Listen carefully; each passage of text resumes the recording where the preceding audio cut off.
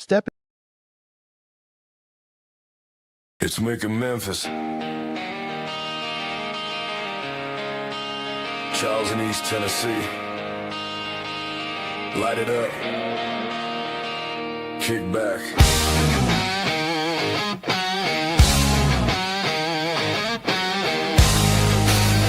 This is the Real Smoke podcast. 2 mics, 2 chairs, same sky, different air, long ash, slow burn. Every story takes a turn. Thursdays, 8 o'clock. Let the week just unlock. From the leaf to the glass, we're talking good times that last. This is Real Smoke, Real Smoke. Turn it up, let it roll. From Memphis down the river to the Knoxville Hills, we know real people, real talk. Let the conversation flow. Every Thursday, light it. Listen. Welcome to the Real Smoke Show.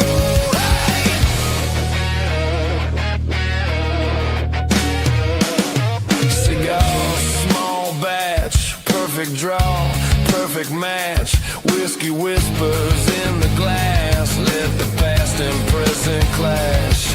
Legends, up and comers, late nights, long summers, behind the scenes, on the grind. We're getting into every side. This is Real Smoke, Real Smoke. Turn it up, let it roll. From Memphis down the river to the Knoxville Hills, we know real people, real talk. Let the conversation flow. Every Thursday, light it. Listen. Welcome to the Real Smoke Show. This episode may contain strong language, weak opinions, bad advice, and men speaking confidently about things they only half understand. Statements made should not be considered factual, morally sound, especially if they are drinking. Viewer discretion is advised. Welcome to the Real Smoke Podcast with your hosts, Mick and Charles. The podcast that's all about real people, real cigars, and real smoke. Coming to you live from the Real Smoke Virtual Cigar Lounge. Bringing you the best of cigars, whiskey, and all the good times in between. It's more than just a podcast. It's a community of cigar lovers. So grab your favorite smoke, pour a drink, and join us as we dive into all things cigars, whiskey, and just having a damn good time. This is the Real Smoke Podcast. What's up, everybody? Welcome to episode 68 of the Real Smoke Podcast. We are your hosts. That man be the Mick, I be the Charles, and we have another fantastic episode lined up for you tonight. It's Women's Domination Month, and we got a kick-ass guest tonight. I'm excited. Are you? Could you tell by the video earlier? I'm excited. I could, man. I could. I fed off your energy. I'm ready. Let's go. Let's do this. Let's go. But before we do that, we do got to pause for just a minute and say what's up to Norm. He's given us some lessons again this week. I'm ready. What lessons does he have for us today? Let's find out. Don't be that guy. Don't be that guy that does this stupid shit in the cigar lounge. You know exactly what I'm talking about. Don't be that guy. That was good. Yeah, I mean, you ever wonder why they call Aldi gaping ass? I don't know. That I know he's not the favorite Aldi. Shit. I gotta run, man. I'll catch you later, bro. Oh, shit. That'll teach you to burn evenly. Come on. You don't gotta smash them. Just rest it in the ashtray. They go out all on their own. Huge thanks. Huge thanks to Norm over at the Cigar Vault in Oakdale. Guys, go check them out. Use the code at checkout, Real Smoke, and save you 10% on all the glorious things that they offer over there. Check them out at not the Real Smoke, the Cigar Vault, Oakdale. Okay. So what's going on, bro?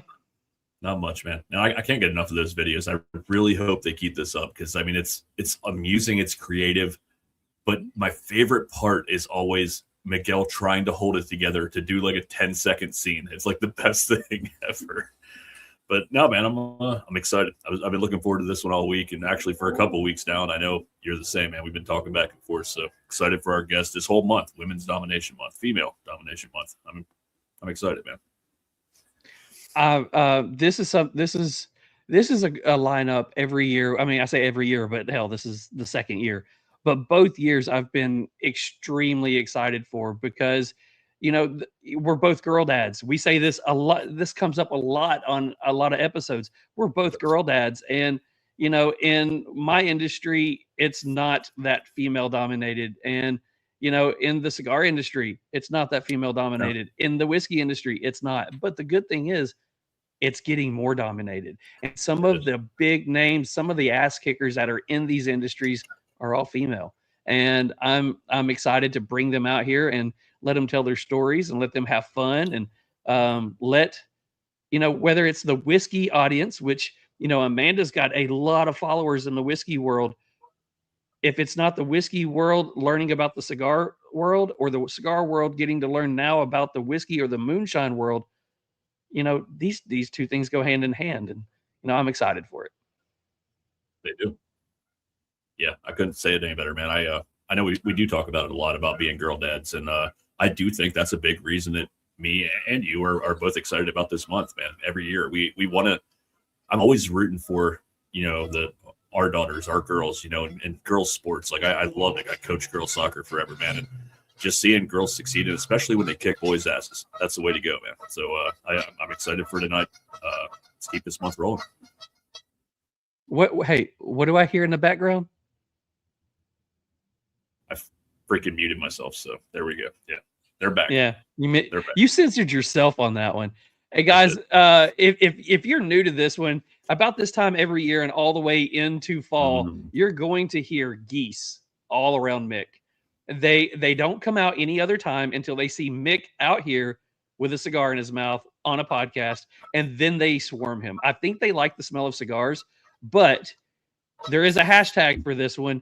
Anytime that you hear the geese on there, hey Mick, what do they type in? Hashtag effing geese. Yeah. They clean that one up very well. I'm trying, man. I'm trying. The geese literally flew across the lake and just landed right in front of my apartment the minute we started going live. So yeah, that's awesome. Enjoy the geese tonight, guys. Guys, do us a favor. If you're watching on any of the platforms, go check us out. We are on Facebook. You can look up the Real Smoke Podcast on Facebook. We do have a private group on there because what we do, they don't like public groups, so we have to put it private. If you ask to join, we'll let you in. We are on YouTube. Most of you are watching on YouTube right now. Go check us out. If you have to leave and come back, or if you're watching it on Amanda's and you need to go look up us, go do that. Go follow us on YouTube. We would greatly appreciate it. If you're watching us on Instagram, give us a follow. You have the podcast account, which Mick controls. You have Mick's personal account, and you have my personal account. Go check them out. Our accounts are on the screen listed beside our names on Instagram. Go do that. Give us a hand. Help us out. We would appreciate it. So let's talk about let's go through the rundown. Same thing we do every week. Let's go ahead and hawk a few things. That way we can do it. We got merch. We do have merch. We got merch. The Waffle House. The Waffle House shirt. So Mick, go ahead and tell us about we got merch. Yeah, you can find all this great stuff on our Instagram and the link tree. Just click on the Real Smoke merch link. There's so many great ones. The Retro Veterans Day, Ed Skeen, Waffle House. The one we did was for Cigar Army, Operation Give Back, something great they do every year.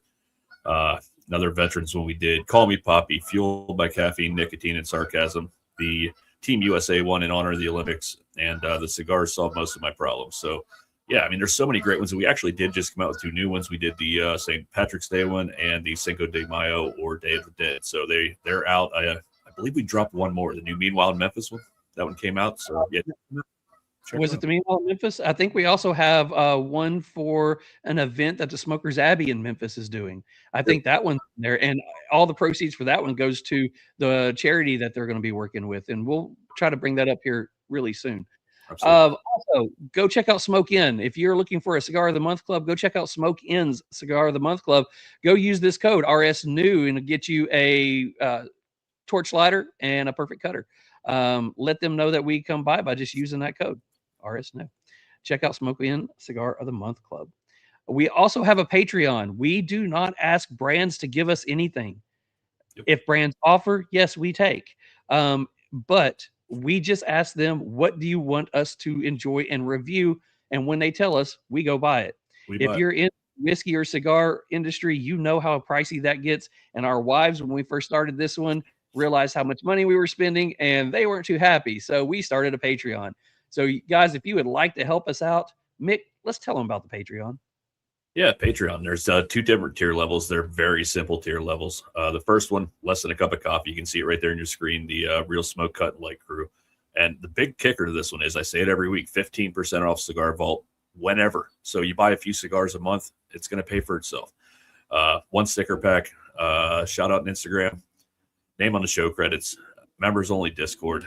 You can get to ask guest questions and a sneak peek at upcoming guests. And then for double that right there on your screen, which is still dirt cheap, less than that Happy Meal, Real Smoke Inner Circle. Everything we talked about from before, including the 15%. Enter to win a quarterly prize pack, ability to tender a monthly Zoom herf, and the ability to talk with and ask questions on those Zoom herf. So, yeah, it's pretty exciting.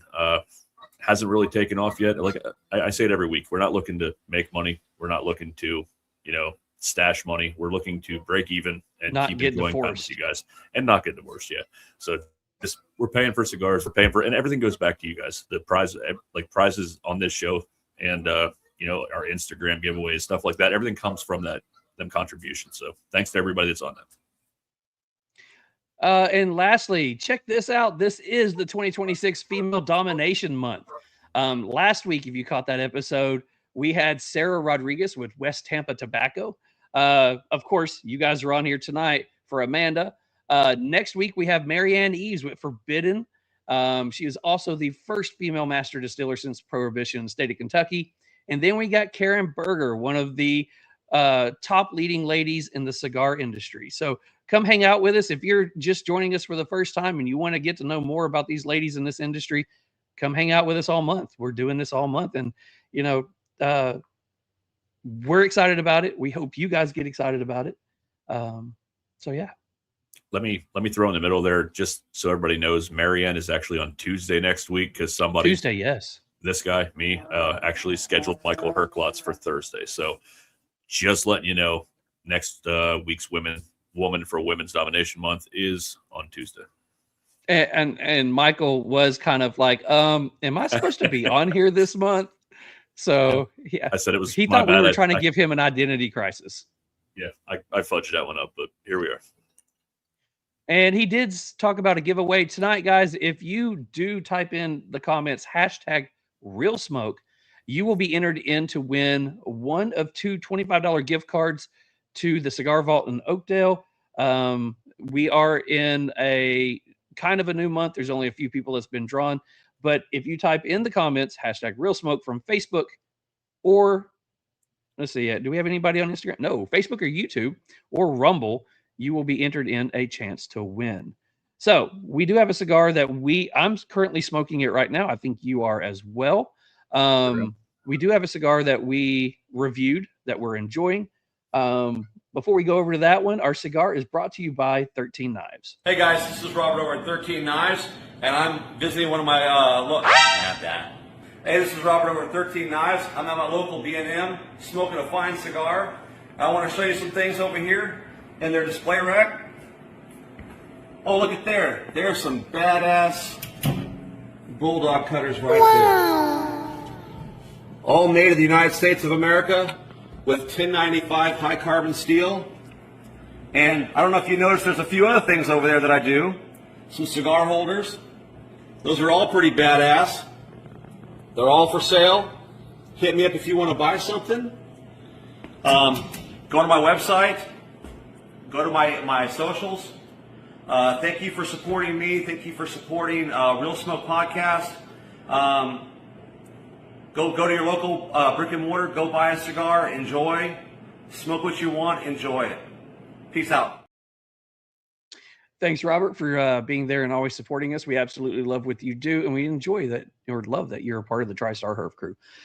Tonight, Mick, what are we enjoying? Tonight, we're smoking the American Viking Cigar Company Unkillable. Wrapper, Habano, Jalapa, Maduro, Nicaragua, Binder, Esteli, Nicaragua, Filler, Condega, Esteli, Jalapa, Nicaragua, Ometempe. Price is right there on your screen. And again, that's brought to you by 13 Knives. Awesome. You're getting so good at these. Congratulations. Everybody should be giving you this. In the chat right now. In the chat right now, everybody give him one of these. All right, so it's time to bring on our guest, and we do have one more person to thank for that one. Guys, got to help us with our sponsors. Destination Cigar Lounge. Step into the world of cigars like never before at Destination Cigar Lounge, home of the exclusive Allegory cigar brand. Whether you're kicking back at Governor's Crossing in Sevierville, Tennessee, or soaking up the rich aroma at Almost Havana in Hurricane, West Virginia, every visit is an adventure. From top-tiered cigars to expert recommendations and a laid-back atmosphere, it's the perfect place to relax, connect, and enjoy the craft. If you are looking for bold and unforgettable flavors, escape to the world of Allegory cigars. Kick back with the rich Mexican San Andres Dividend. Enjoy the smooth intrigue of the censored Sumatra, or fire up the bold and flavorful Escape Habano. For more information, you can follow them on Instagram at destination_cigars, or you can explore more by visiting them online at destinationcigarlounge.com, or take a journey to one of their 3 locations in West Virginia and Tennessee. No matter where your cigar journey takes you, every blend is an experience worth savoring. Where the road ends, the perfect smoke begins at Destination Cigar Lounge. And let's welcome to the screen Miss Amanda Bryant, Miss Moonshine Queen herself. What's up, lady? Welcome. Thank you. I'm just banging shit. Sorry. Off to a great She's start. tearing down the house. She's tearing down the house. Love it. Thanks for joining us. I know it fell through a little bit last year, and things get busy for all of us. But I'm so glad we could actually make it work this year. I mean, you've had a pretty big couple of years here, and we're excited to see what's in your future and backtrack like we always say and see where you started. So, thank you. Yeah. So welcome to the show. I know you were in my neck of the woods not too long ago, literally right down the road. But where are you now? I heard you had to travel a few hours. Where'd you end up? Yeah, I drove from Newport to Dahlonega, Georgia. So that's where we do my classes from. And I have one early tomorrow morning. So I had to drive in here, make sure I'm here, because without me, there's no one to teach a class. That's awesome. So I've been watching you. I'm just going to say, I've been watching you do all the classes and stuff like this. And that is something I seriously need to get involved with and come and do one, because they look fun, but they would let me geek out on something. I mean, yeah, we both they are love, really fun. both of us are so much the same on that shit. Like we need to know more. If there's something we enjoy, we constantly need to be learning. And we've been that way with cigars, bourbon. I mean, pretty much anything I've touched my whole life. Like I need to know how it works and how it's made or whatever. But before we go too far off track, I did want to ask you too. The one thing I saw when I was kind of doing a little research was that you're originally from Pennsylvania. Not sure you still live there. I'm originally from Pennsylvania as well. Where did you? And we can talk about where you grew up, obviously. But where did you mainly live when you were in Pennsylvania? So yeah, I do still live in Pennsylvania. I live in the Poconos right now, but I'm originally from Philadelphia. Okay, I was about an hour north of Harrisburg. I was like dead center of the state between Philly and Pittsburgh. So. Yeah. Yay, man. I love it. Yep. 40 plus years of living there. And then my job brought me to Tennessee. And I got to say, I do love Tennessee as well. So, I mean, but Pennsylvania will probably always be home. I just hate winter there. Hate winter. So it is what it is. It's rough some winters. I do love Tennessee as well. I get blessed to be able to work there. So I can travel back and forth and I get to, experience the best of both worlds. Very cool. Well, looking in the chats right now, we have a lot of people when the Destination Cigar Lounge came up. People started talking about where they're from. We have West Virginia in here. We have Bluntville, Tennessee. Mick and I we like to say we are I-40 apart from each other. Literally, I am the last stop before you get into North Carolina. He is the last stop before you get into Arkansas. So we are literally on the polar opposites. We are 7.5 to 8 hours apart, still in the same state. So, yeah. Don't know anything about Pennsylvania. Haven't been there. Neither one of us are volunteer fans. No, it's the volunteer state. It's a volunteer state. That's what I meant. I get that. My bad. So Mick already started talking about Pennsylvania and where you live. So let's go ahead and travel with that. Let us know where you grew up. Let us know what it was like growing up, where you lived, and what was a young Amanda like when she was a Wow, youngin, yeah, when she was a child. that's weird. I don't know that anybody's ever heard any of this. So, Perfect. this is wild. I Breaking was born news. in Philadelphia, I grew up in Port Richmond, so we're like right on the Delaware River there in North Philly. And I was a good kid, straight A student. Like I got hundreds, distinguished honors, presidential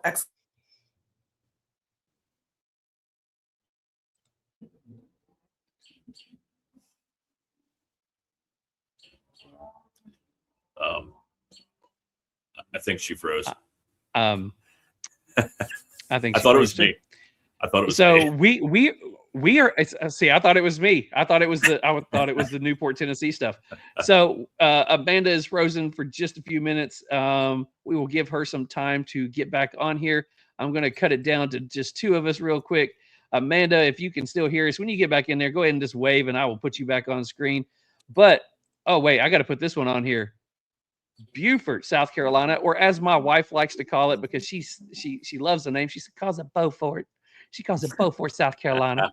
But Beaufort, South Carolina, love that. Spend my anniversaries every June in Charleston and Beaufort. Absolutely love it.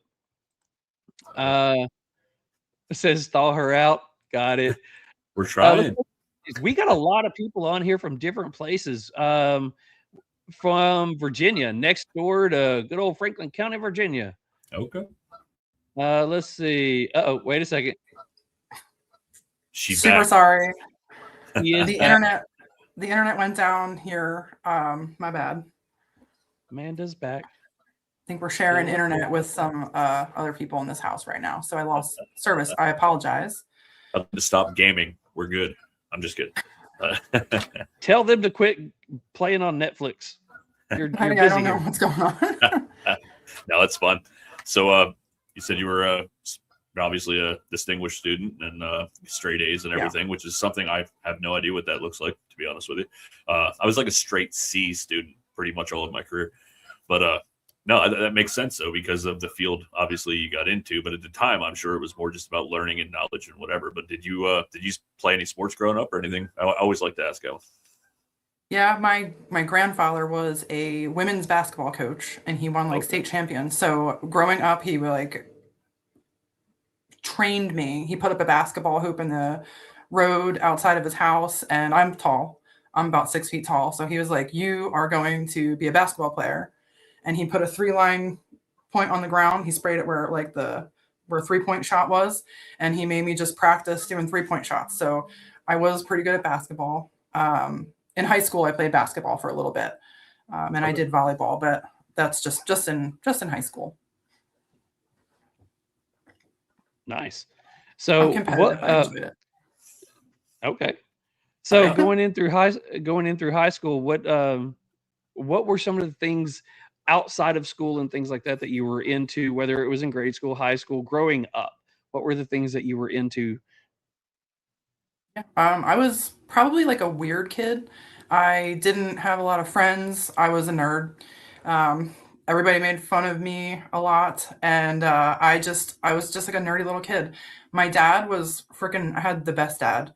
He got me into an art school. So, Mick, I don't know if you're familiar with Fleischer's. And if in Philadelphia, Fleischer's is the art museums, the Philadelphia Art Museum's art school for like elementary and high school age students before college. And it's a weekend school. It's pretty hard to get into or expensive. And he did not have a lot of money, but he made sure that I was enrolled in Fleischer's. My aunt was also an instructor there, so that helped me get in. And I basically just went to school every day. I went to regular school, and then I went to art school on the weekends, and I did like charcoal drawings. We drew skeletons, and I painted. And this is going to sound really nerdy, but they put me in the 90s. There was something called the mentally gifted program, where they would like test your IQ, and then they would claim that, okay, this person is mentally gifted. But what wound up happening was they would put you on a short bus, and they would make you go to a special school where you were in a special class with other people. And like, it was like the stupidest thing ever, because I would literally have to ride on a short bus to a different school where other people we're like, yeah, these are the dorky smart kids that come in on the short bus, you know. So that was like what my elementary school was like. But we had excellent teachers that did those programs. Some of the best teachers ever. That was my childhood. I loved art, painting, drawing, going to art museums, and I love science, right? So I was really good at science, and my dad would take me to all different kinds of science museums and art museums. It was kind of like what we did together. He just knew what my interests were, so we always kind of did that kind of stuff. So when I brought it up to Mick that we got you on for this year, I saw that he went and watched a live that you were doing, and you were, when you just said science, Mick and I are very ADHD, OCD. We will geek out on the littlest 100%. of things. I went to bed early that morning or that night, and I woke up to a message. I kid you not, this long of him talking about yeast strains and everything, and he geeked out on that one. Because he's a beer guy. I'm a whiskey guy. I brewed beer. Yeah. Okay. I brewed beer Awesome. for a couple of years in Pennsylvania, and it started kind of going somewhere. And then I moved away, and one guy got divorced, and another guy moved away, and so we ended up selling our equipment. But anyway, I still have a love for brewing and the science behind it. So when I started, I don't do a lot of research for these shows. I make a couple keynotes of things that I want to ask and don't want to forget to ask. But I kind of, like I told you in the green room, I want to let the show kind of talk, kind of speak for itself and go whichever direction it goes. But that being said, I started watching one of the videos because it popped up on my Instagram, on my YouTube, that you were talking about those yeast strains. What a show that was. Like, I was like, that guy, I can't remember his name, that was on the show with you, that he's like the mad genius that like he was showing strains of yeast and all kinds of yes. He's unbelievable. Like, he knows so much. That was Michael Dombrowski, and I call him a master yeast terrier. He's also a distiller. And then my friend Wayne, who the host of the show, is a still builder, and he's also an excellent distiller. So that's the kind of content that I make, where I just nerd out. And I have ADHD, like you guys say. I'm like obsessive compulsive about things. I hyperfixate on stuff. And the group of my friends that I keep nowadays, we just like get together and just go down rabbit holes about really nerdy science stuff. And sometimes I have to remind myself, like, reel it in, Amanda, because not everybody is as excited to talk about things like yeast strains as you are, but we have fun.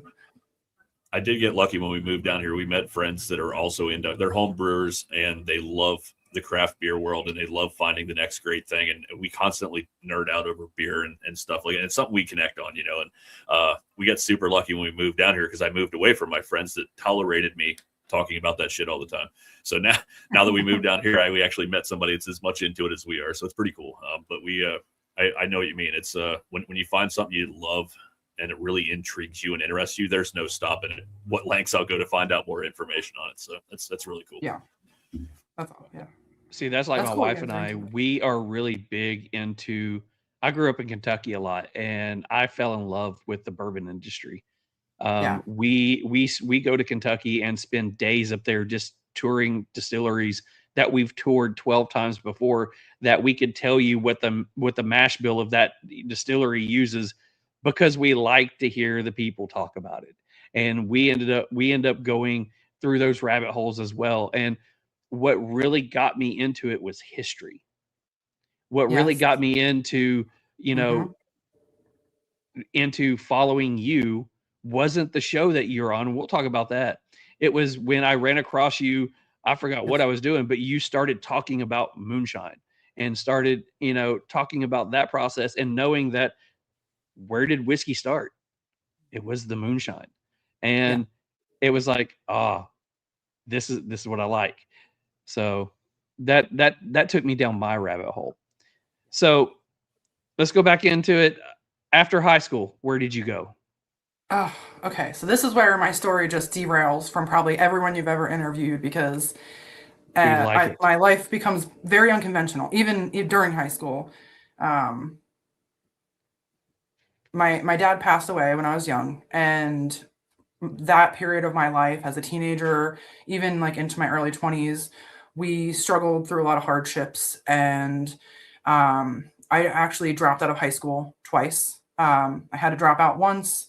I started working I still attended school, but I was missing so many days of school that even with distinguished honors, they unenrolled me. If you're 18 years old and my senior year of high school, if you're 18 years old and you miss so many days a semester,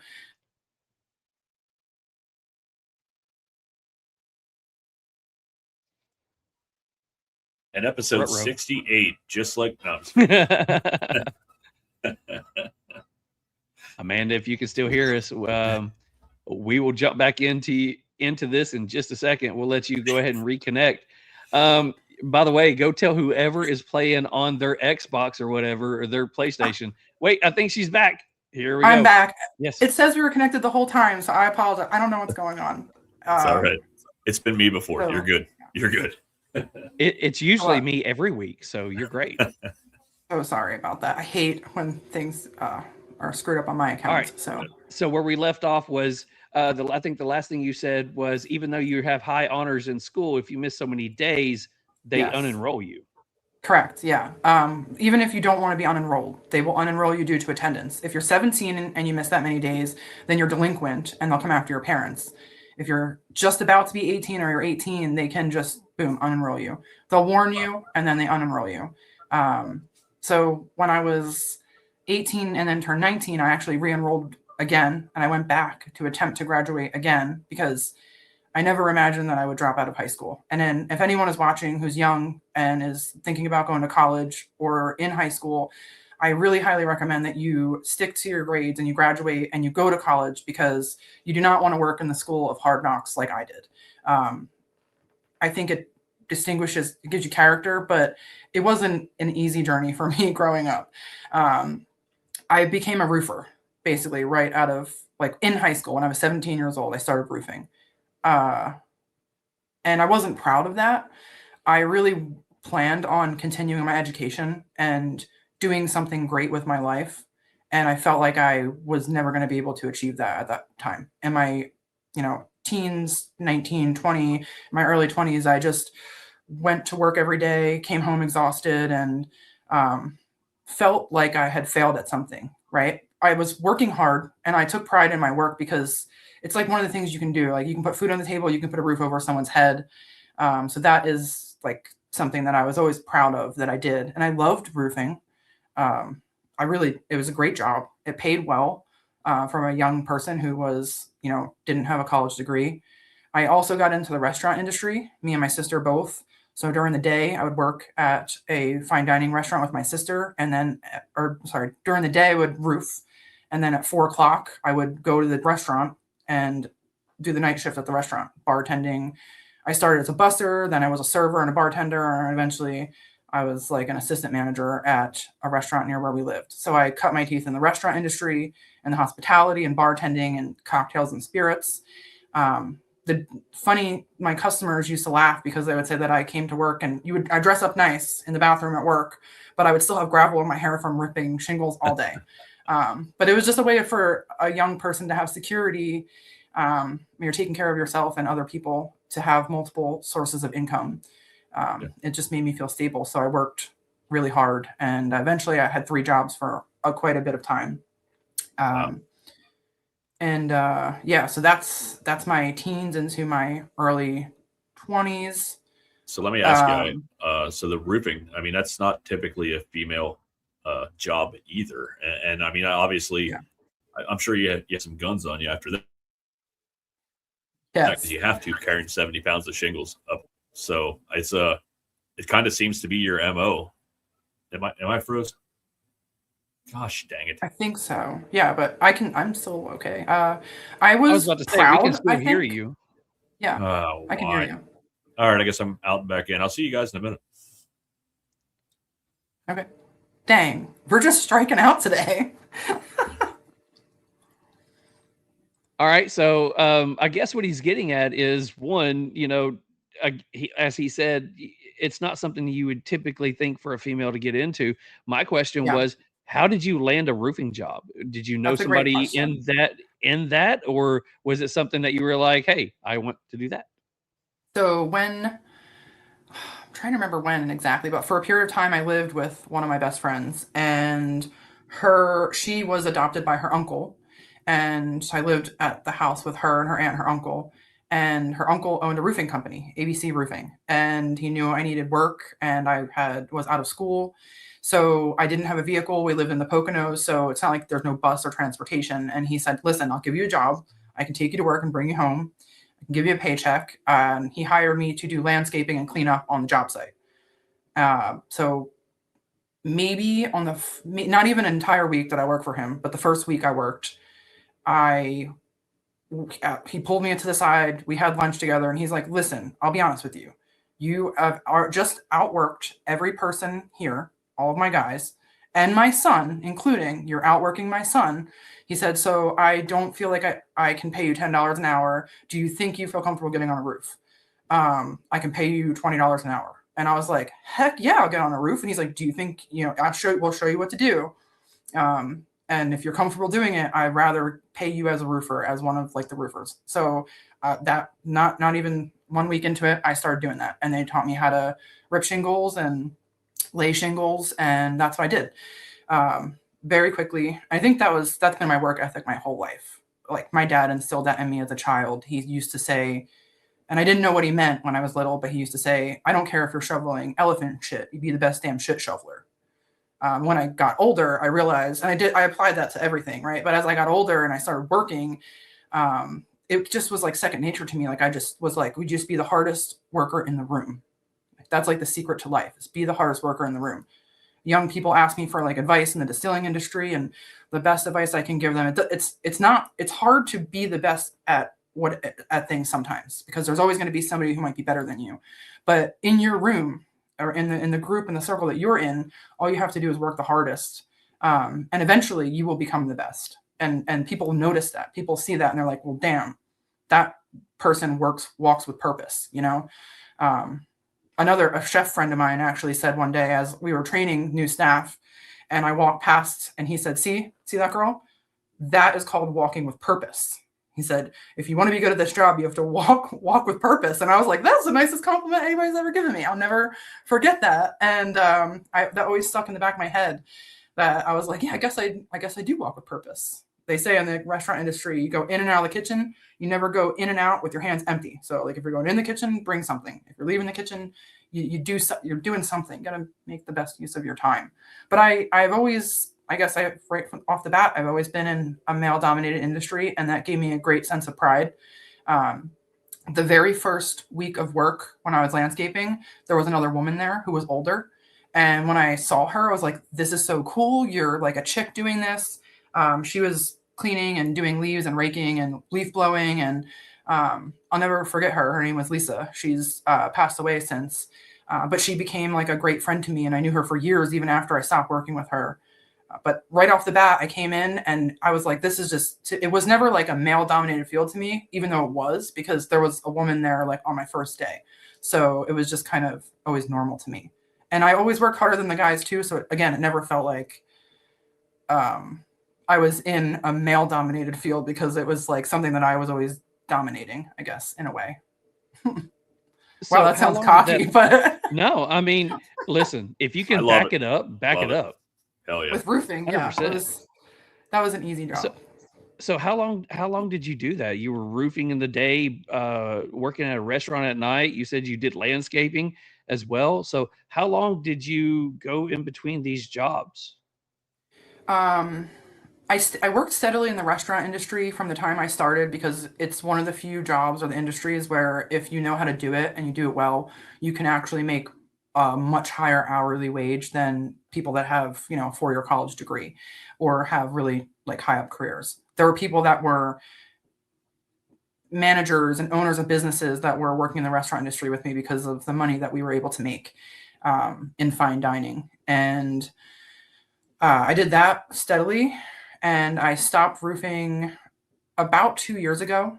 There was a period of time where I did some stonework with my fiance, and he was a stonemason for a long time. So I helped him do that. And I really enjoyed that, because that was like another form of art, putting together like old school dry stack fire pits and paver patios. And we would do like cover the whole houses with stone facade. I was really good at that. And I enjoyed that, because I felt like it was like doing art.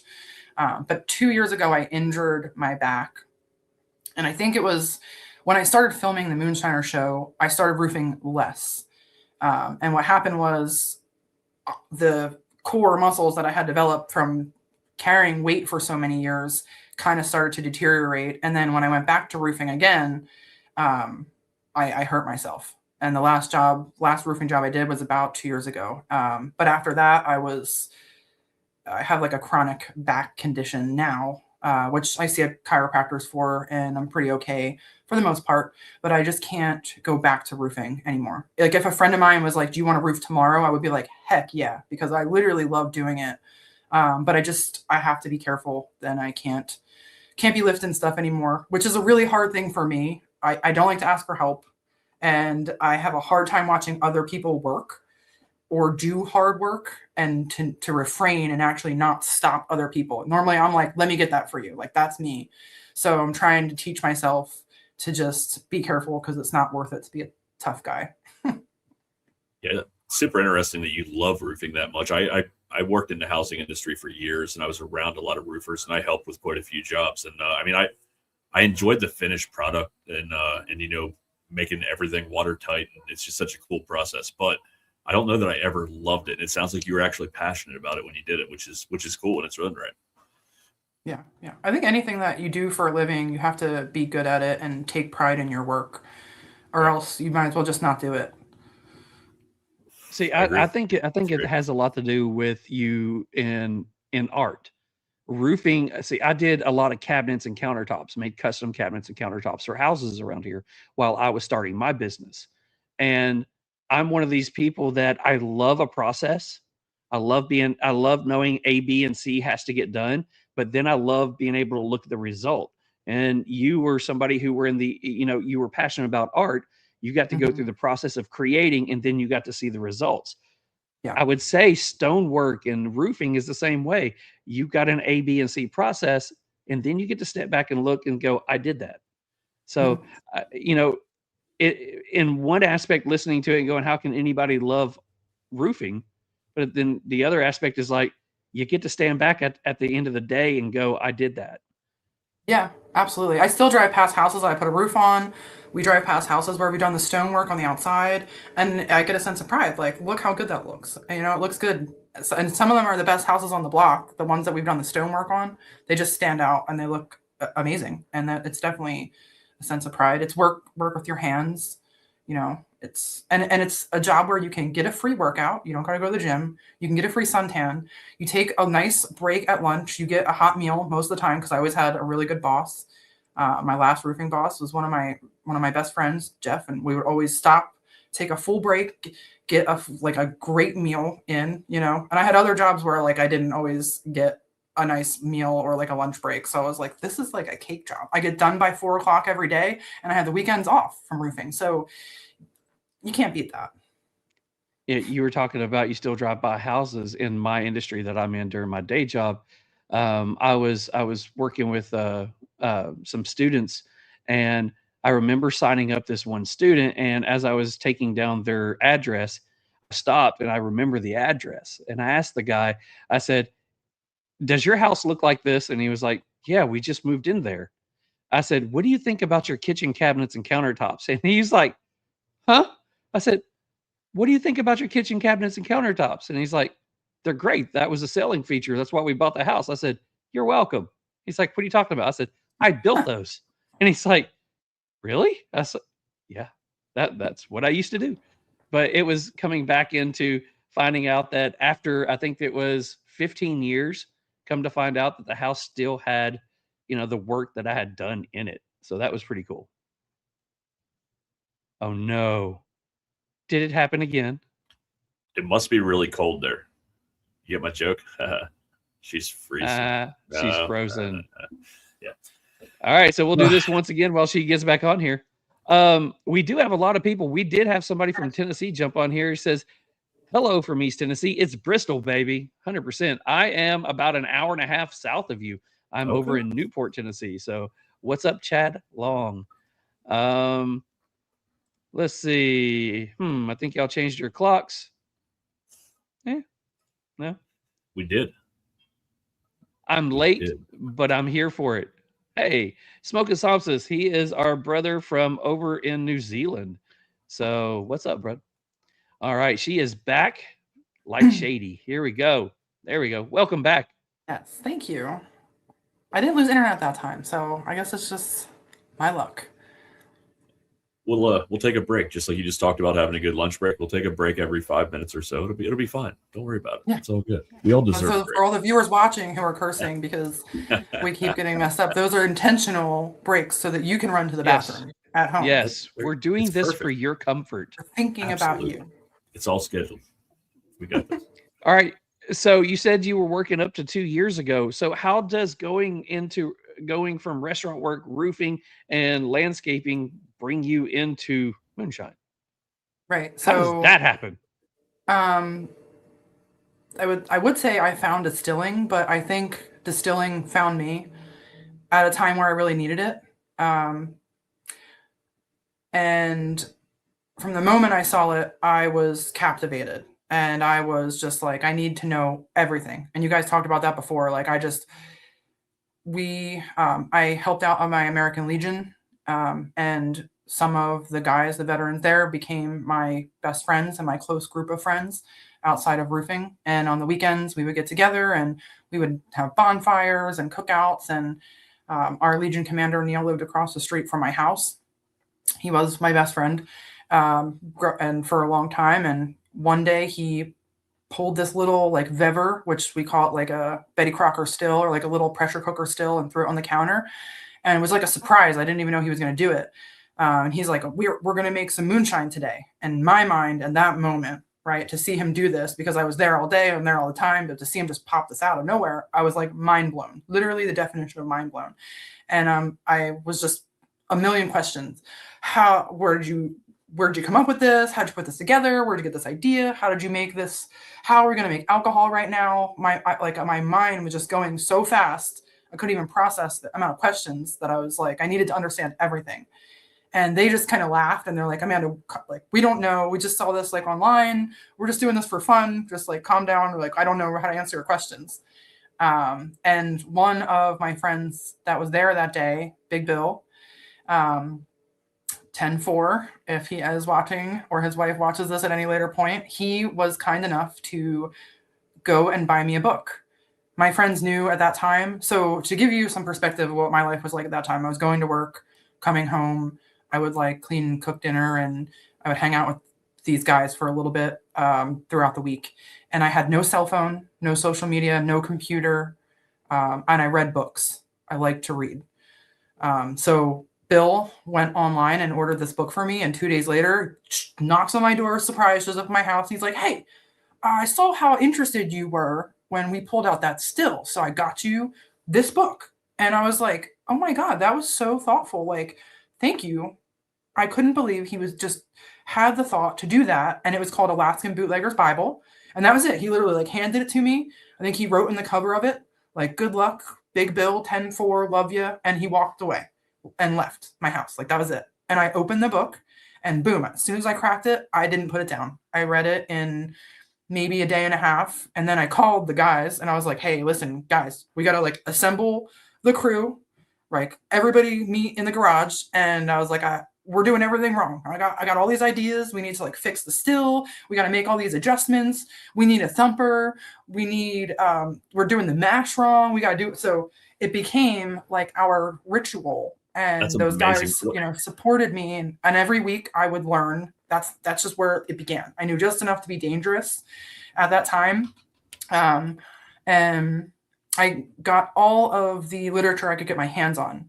I still did not have a computer or social media. And I just got books and I read distilling books, and I would go to bookstores and I would look for old books on distilling because I didn't go to college, right? So when I dropped out of high school, it's a big thing is I never went to college. I never continued my education, and I began to learn how to distill. And what I learned was there's a ton of science and history, and you can endlessly educate yourself on the topic of distilling. If you really want, you can become an expert at anything if you just apply yourself and put some time to it. And I don't consider myself an expert. I don't consider myself a master distiller, whereas, people throw titles around or give people titles. Some people could call me a master distiller. I appreciate that, but I don't consider myself a master distiller. But I would consider myself a lifelong student of the craft. So I believe that you could spend your entire life applied at educating yourself on this craft, and there are limitless techniques and pieces of history and regional spirits and techniques and things that you could never learn everything there is to learn in this craft.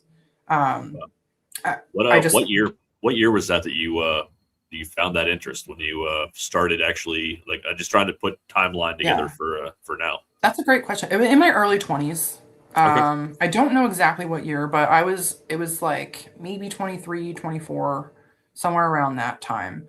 And the learning's never stopped since then, apparently. I mean, it's just, that's I know that's what we said. It's amazing how much we have in common on stuff like that. Cause once we find something, we're in there and we want to know more about it. So that's awesome. Yeah. Those guys gave me like a place to distill, and they encouraged me, and they called me the professor. So it became like I would learn new things every week, and I couldn't wait to then go and apply those things. Recipes, experiments that I would do where I would make a fermentation and I would make 3 of them, and we would just change like the type of sugar or the type of yeast in each one, and then just see what happened, right? And then I would learn what was the difference in the yeasts, or what different types of sugar, how that affected flavor and alcohol content. And I would meticulously record everything. I have some books that I wrote notes in when I was learning how to distill, and I go back and I look at them now, and I teach my students to record like that, because it helped me to gather really solid understanding and then have something to look back on to compare it to. Like every run, I recorded every detail, what temperature the still was running at, when that changed, how long it took to, distill volume of a quart at a time, how many minutes, when we made cuts and everything. And then I could go back and compare 20 different runs together, and I would learn something. And you have like a record, right? You meticulously record everything. Then even if you forget, you have it recorded somewhere, right? Recipes and everything. There's just, it's just how I learned, through experimentation. And I did learn distilling in an unconventional way. I am a self-taught distiller.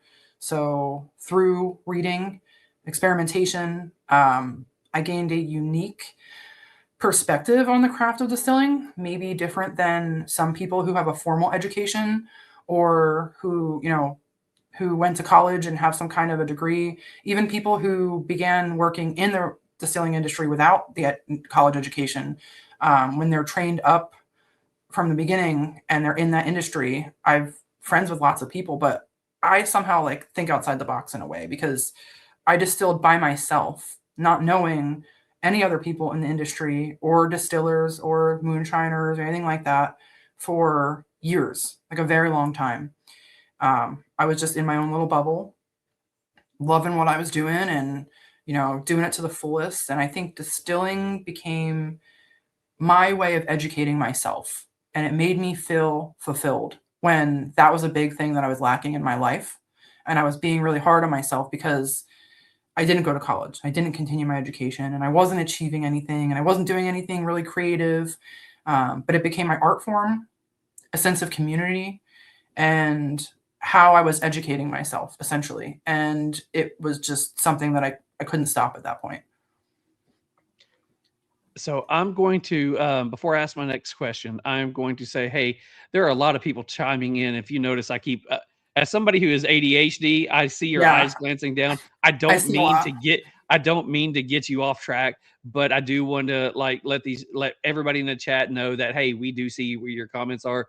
Yes. And we're putting them up there. So thanks, guys. Keep commenting. There's so many of them on here.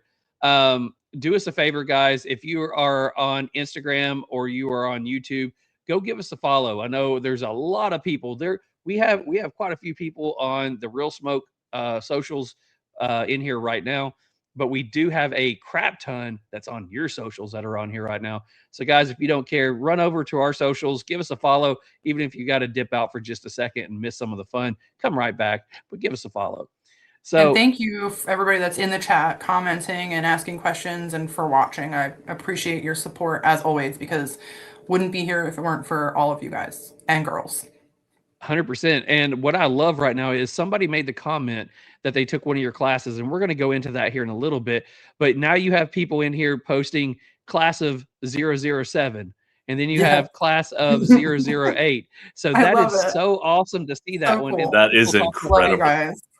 and then people saying that they're coming tomorrow to see you. So that is Yes. awesome, guys. Keep posting that stuff in there. That's so cool.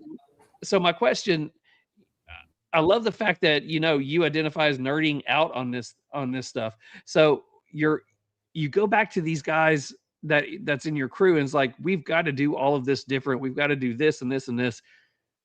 So in the first stages of you actually honing this craft, what were some of the things that you were like, holy crap, this is working? And what were some of the things that were like, I cannot figure out what's going wrong? Yeah, that's a good question.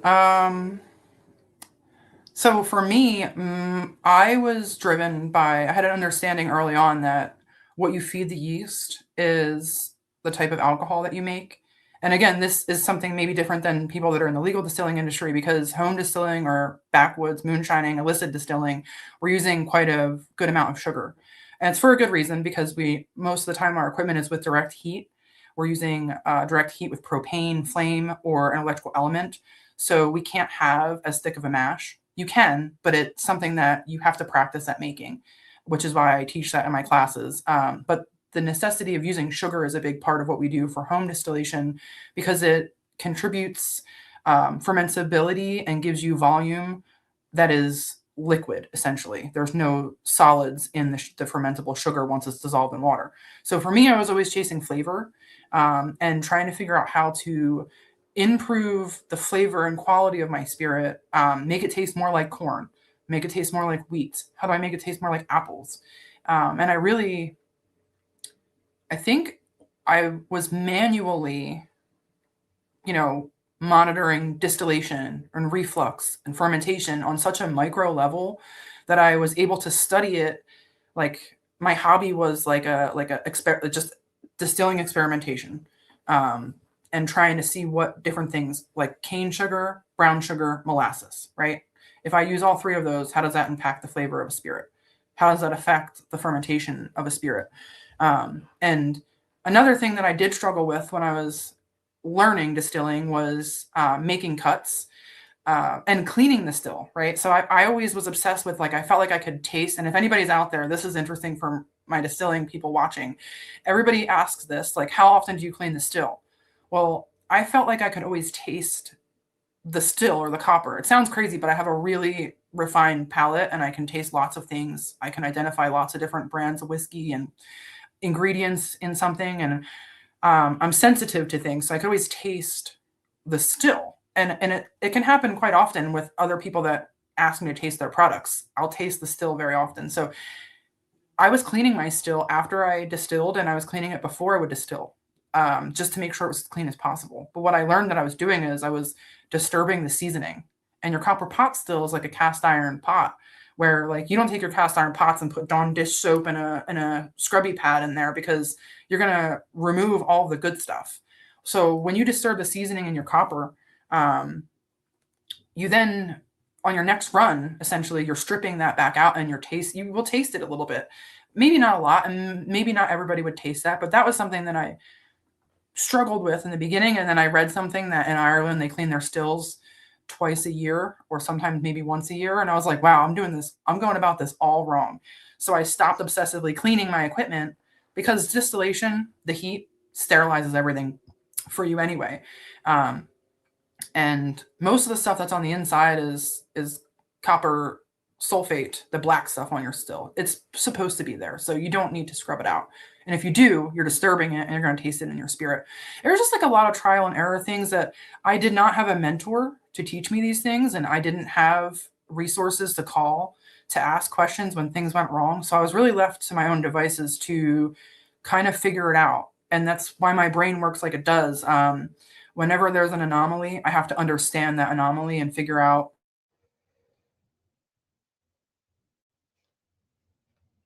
That alone is how you learn things. A lot of mistakes are the best learning experiences. So in the whiskey world, when you go to a distillery tour, when they're talking about the mashes and things, that's where they come into sour mash versus a sweet mash. You know, some distilleries want to wipe out everything after every run, and some are like, just let it go.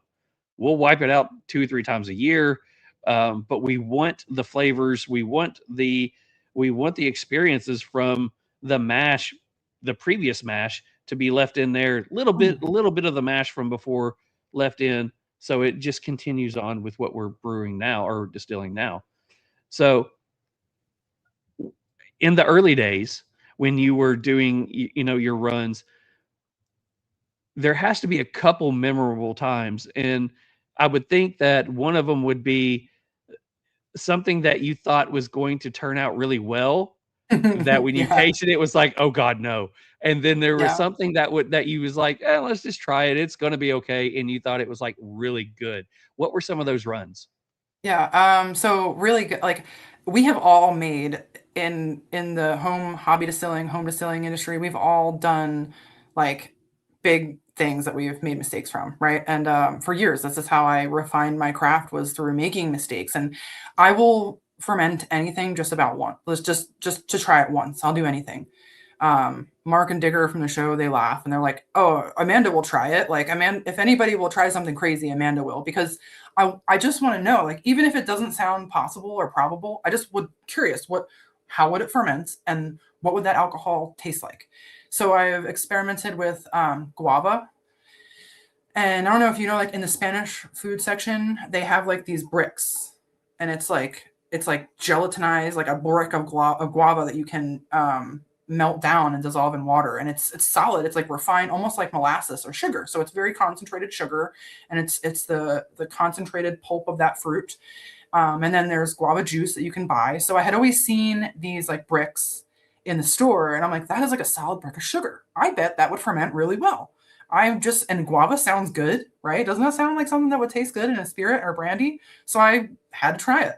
So I bought guava puree, guava juice, like the organic stuff. And I bought a whole bunch of the bricks, and I melted them down, and I fermented guava.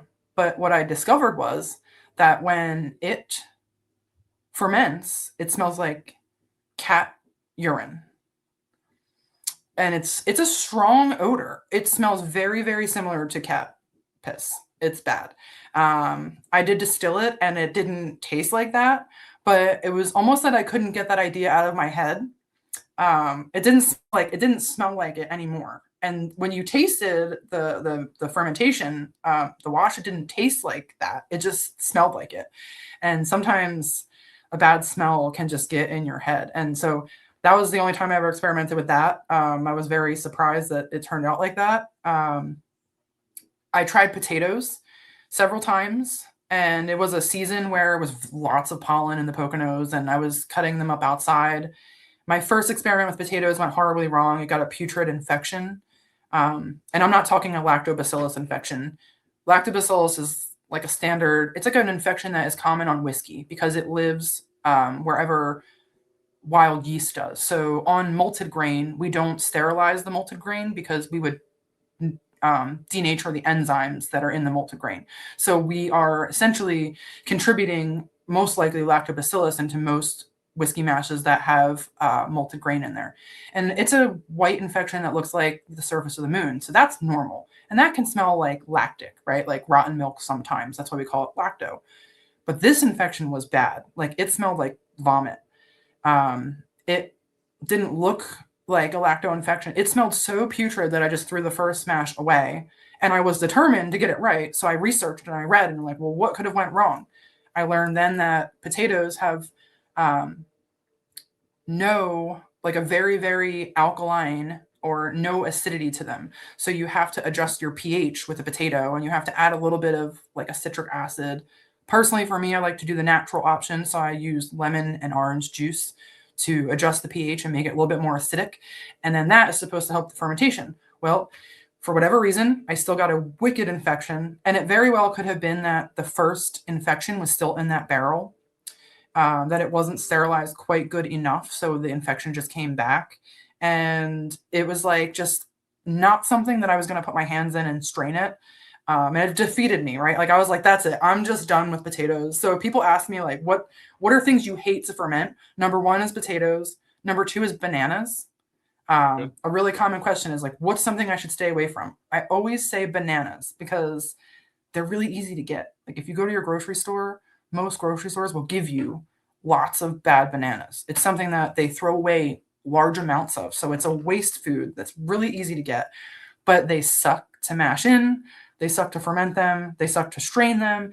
And generally speaking, the brandy from a banana does not taste very much like a banana unless it's artificially flavored somehow. If you're drinking banana anything, that is artificial flavoring. I'm sorry. Bananas suck. They just do. Sorry if anybody out there is like a huge banana fan, but personally, natural banana fermentation is just a nightmare.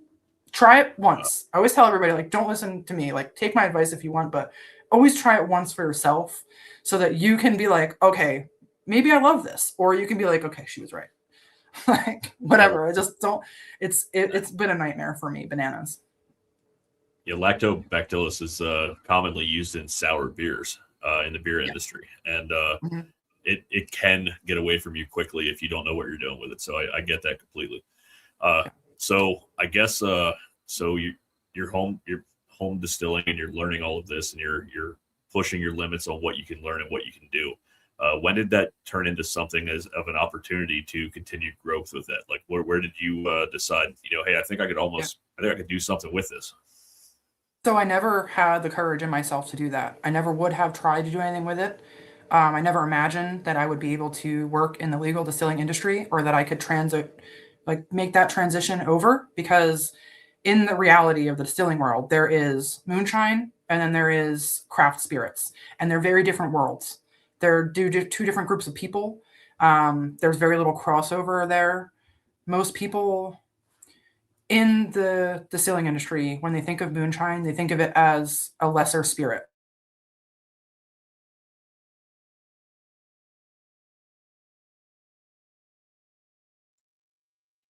Now, ladies and gentlemen, this is a scheduled pee break for all of you with short bladders. So if you need to take a moment to go and take some time for yourself, go ahead and do that one. Really quickly, we do have a lot of people.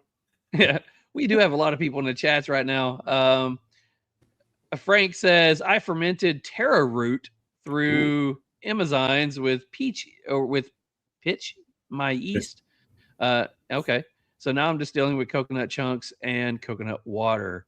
So very cool. So let's jump back. Here we go. She's back.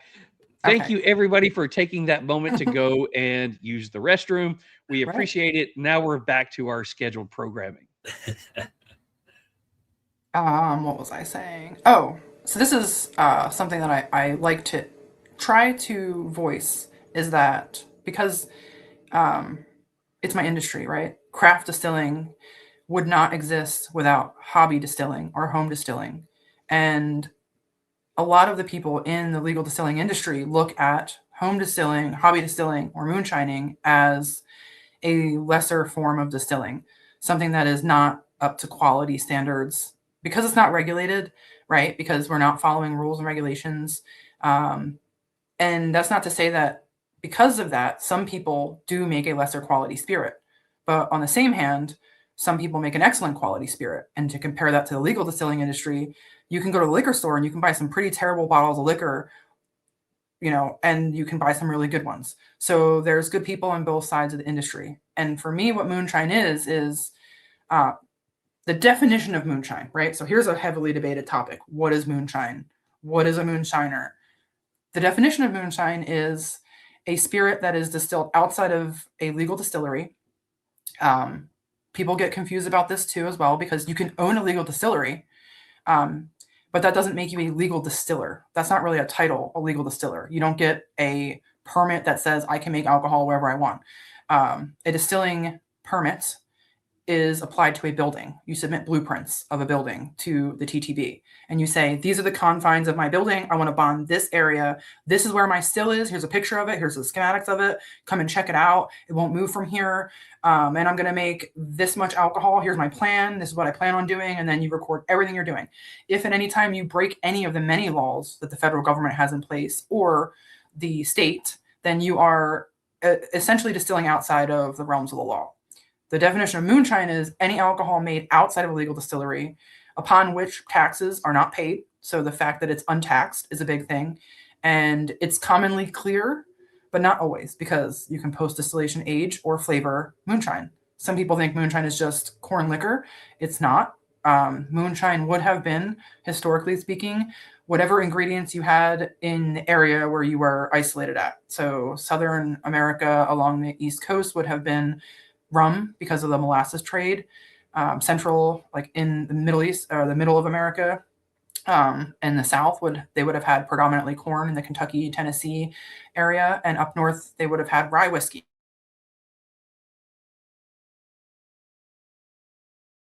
You were very isolated. You would bearing trees to produce brandy. So really, whatever you had access to, and distilling was never in America. Craft distilling, we call it craft distilling now, but home distillation was a common thing. It was part of every household in colonial times. Having a still, not every, maybe if you didn't have a still, your neighbor did, and you could go use theirs.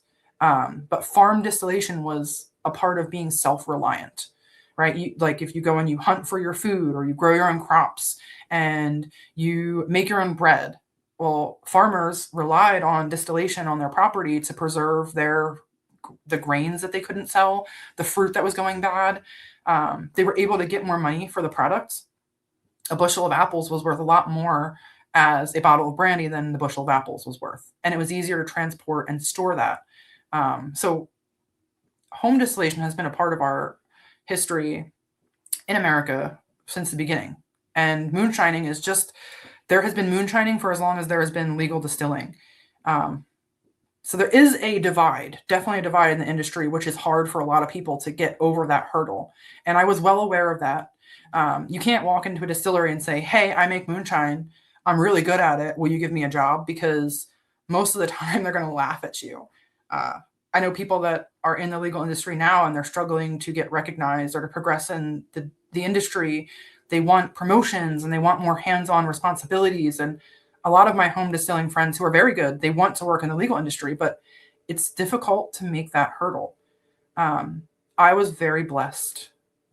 I've said my whole life, like I've been putting pennies in the karma piggy bank, just an expression because things always went so wrong and I had such hardships in my younger years, some of which I put myself through, but a lot of which were of none of my own doing.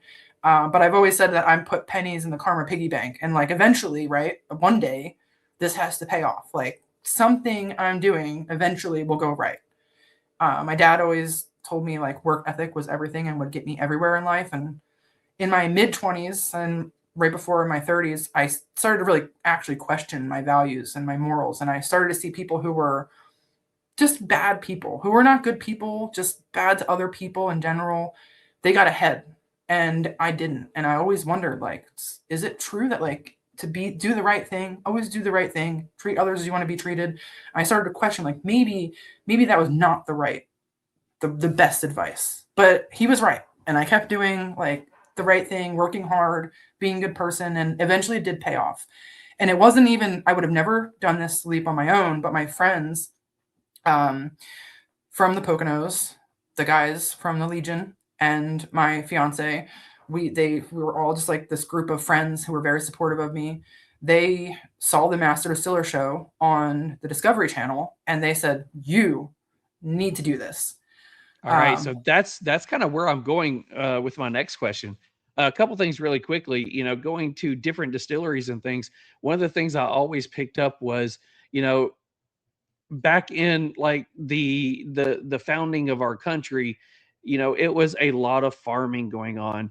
And the way that they would supplement their income is they would take whatever they were farming that was about to go bad and they would distill it into whatever. George Washington was one of the biggest, if not the biggest of his time, who had a whiskey distillery.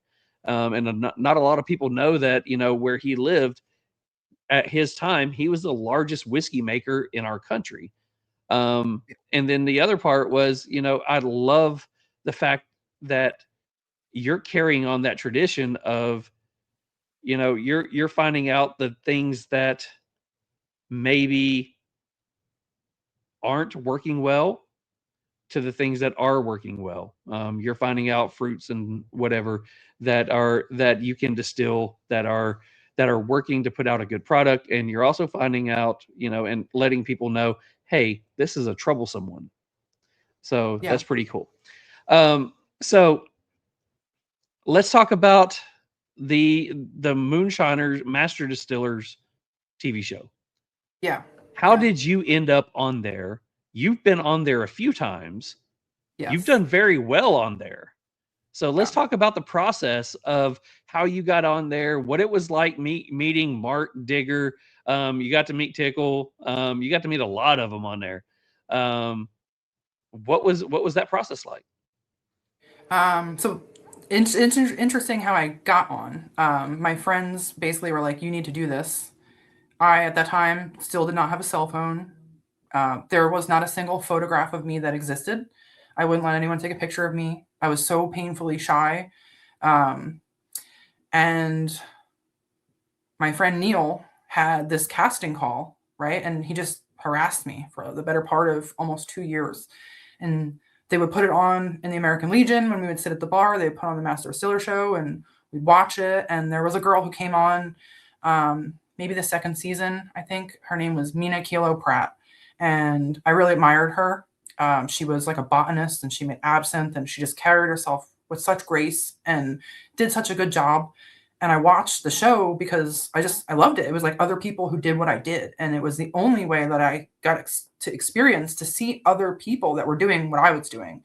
And it was, when I saw her interview, she said that she had only been distilling for 1 year and that she was so proud of herself that she did so good. If she hadn't told me that, I never would have even thought that. And that gave me a little bit of courage. And then along with the harassment of my friend group, eventually one day I was at the American Legion bar, I think, I can't remember where, we were in the garage or at the bar. And I was just like, okay, fine. If I fill out this application, and it wasn't even an application, they asked for a photograph of you and answer 5 questions.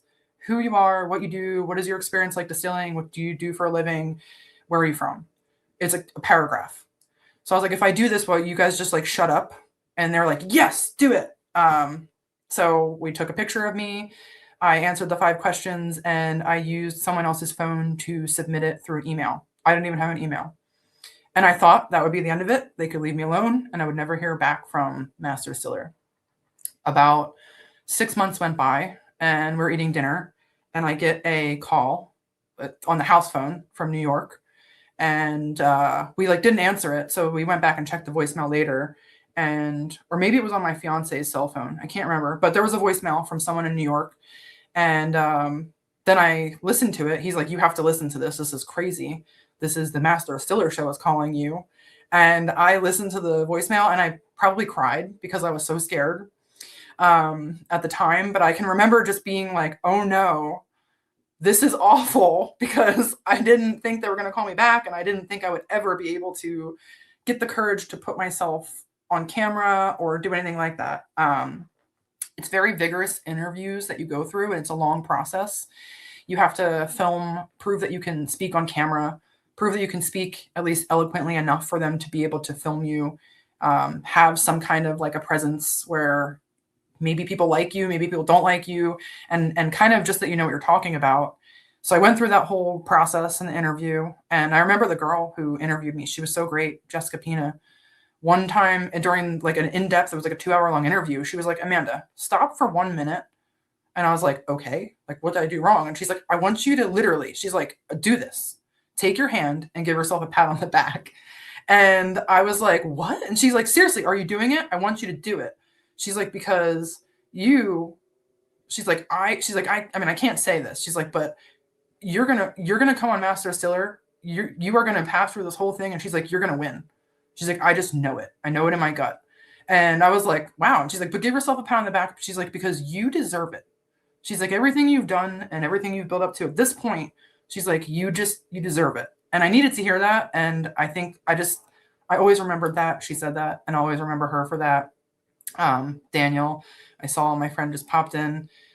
He was also very nervous about his process when he was going on Master Distiller recently, and he called me and I gave him encouragement to just believe in himself, because that's what a lot of people, we can do so much if you just like, we have the capability of doing endless, limitless things if you just have enough courage in yourself to do it. Just do it. So I went through the process. I got on the show. I was shitting bricks. They put me on this is really funny. So this is a hilarious story. I was on a nut-infused spirit episode. And on all of my emails and correspondence, they knew that I made hazelnut infused alcohol, which I do. It's a traditional Polish spirit called orzechowka, where its translation is tincture of laden nuts. And there is no natural hazelnut spirit on the market. It's all artificially flavored, whether that be for a nut allergy or just the amount of money and time that it takes to make a true hazelnut spirit. It's not really efficient or practical in a large production scale, which is why I also love home distillation, because you can do so many things that you cannot do in the legal industry. You can really play with and experiment with and ingredients that would just be expensive or silly or wouldn't be practical, but you can do it just because you want to.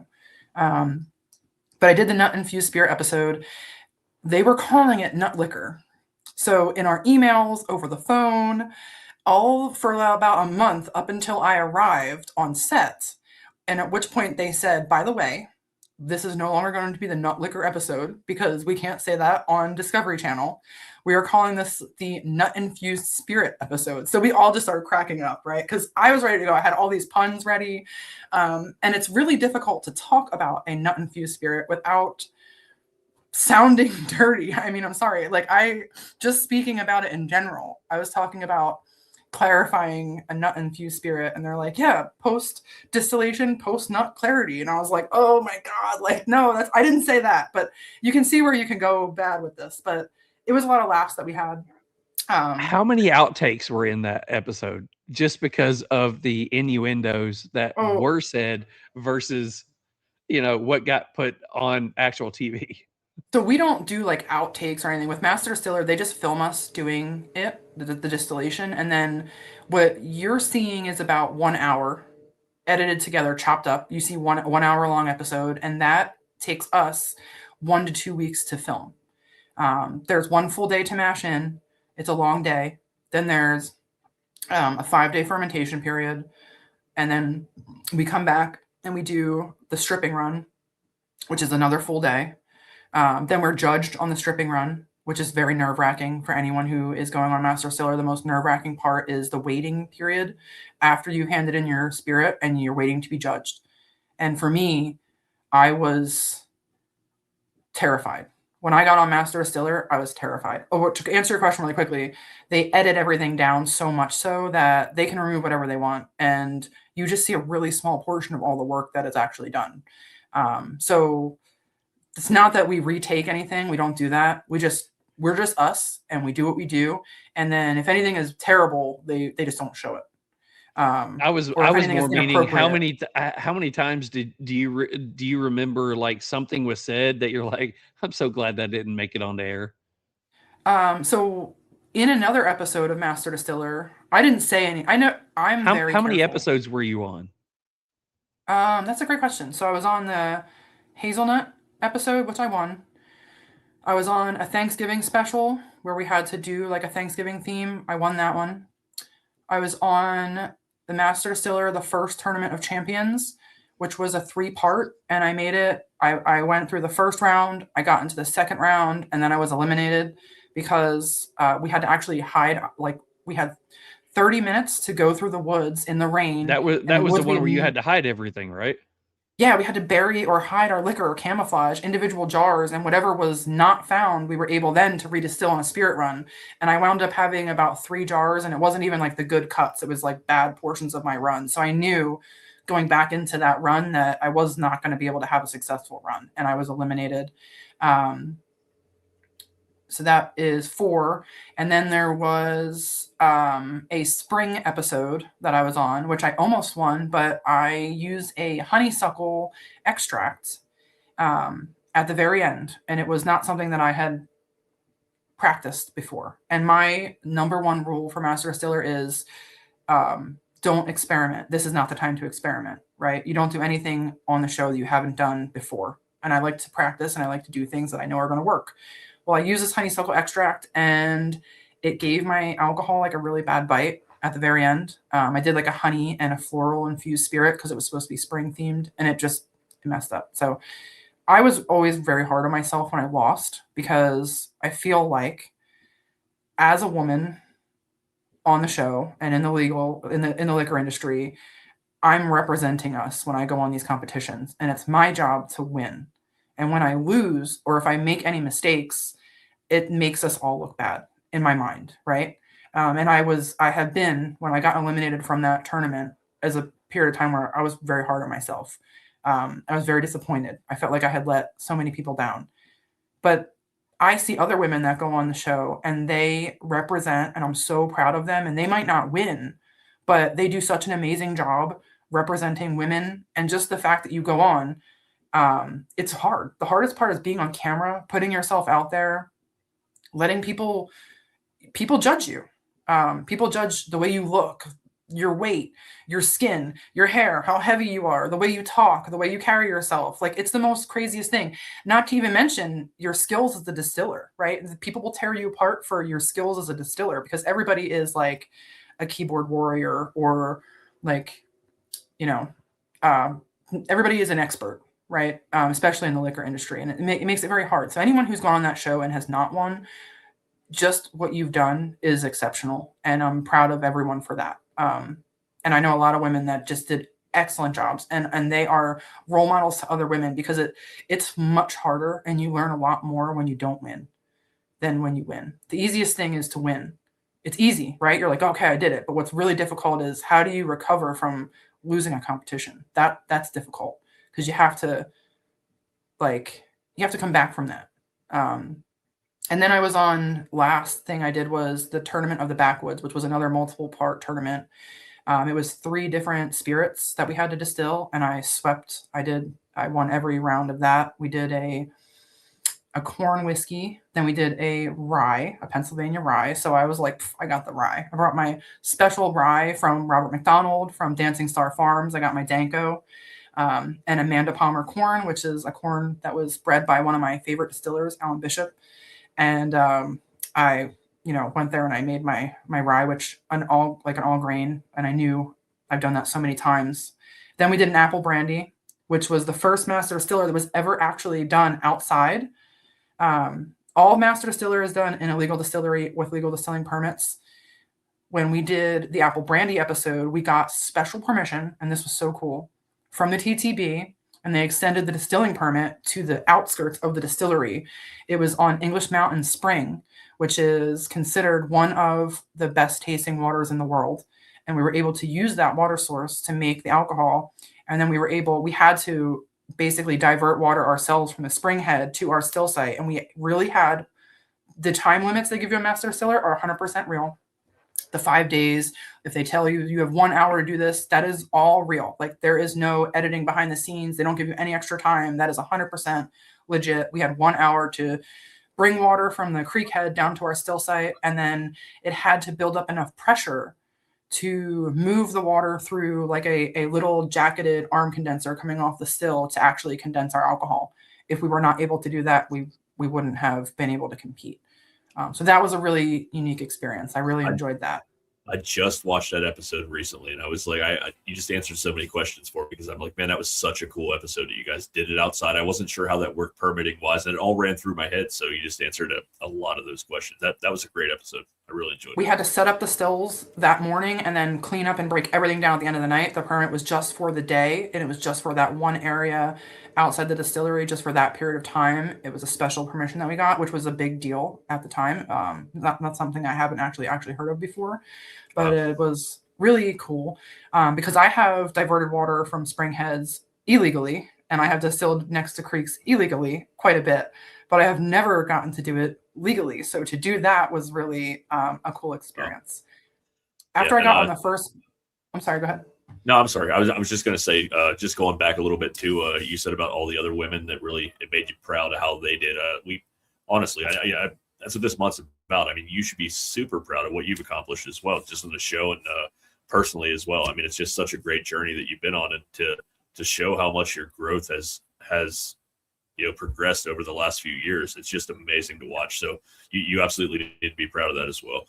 I was going to ask too. So on the show, since we're kind of into that time in your life, did you? So when you first got on the show, how much of an adjustment was it? To go from, kind of doing your own thing and learning your own thing on your own pace to having to produce within certain timelines for a show like this. When they called me back, I began to watch the show, and I watched every episode, and I learned everything that would be required of me. So I just practiced. The 4-hour distillation is a challenge. So is the 5-day fermentation, because regular fermentation with a standard yeast will normally take about 7 days. So it's actually to your benefit. Well, I'm giving away secrets here. It's actually to your benefit if your mash doesn't work off all the way, because if it did, it would take you longer to get to your hearts in that 4-hour time period. And what happens, or the alcohol that we develop on the final days of fermentation, are mostly acetaldehyde, or the heads. And that's the hardest part. You need to get through the heads in that 4-hour time period and get at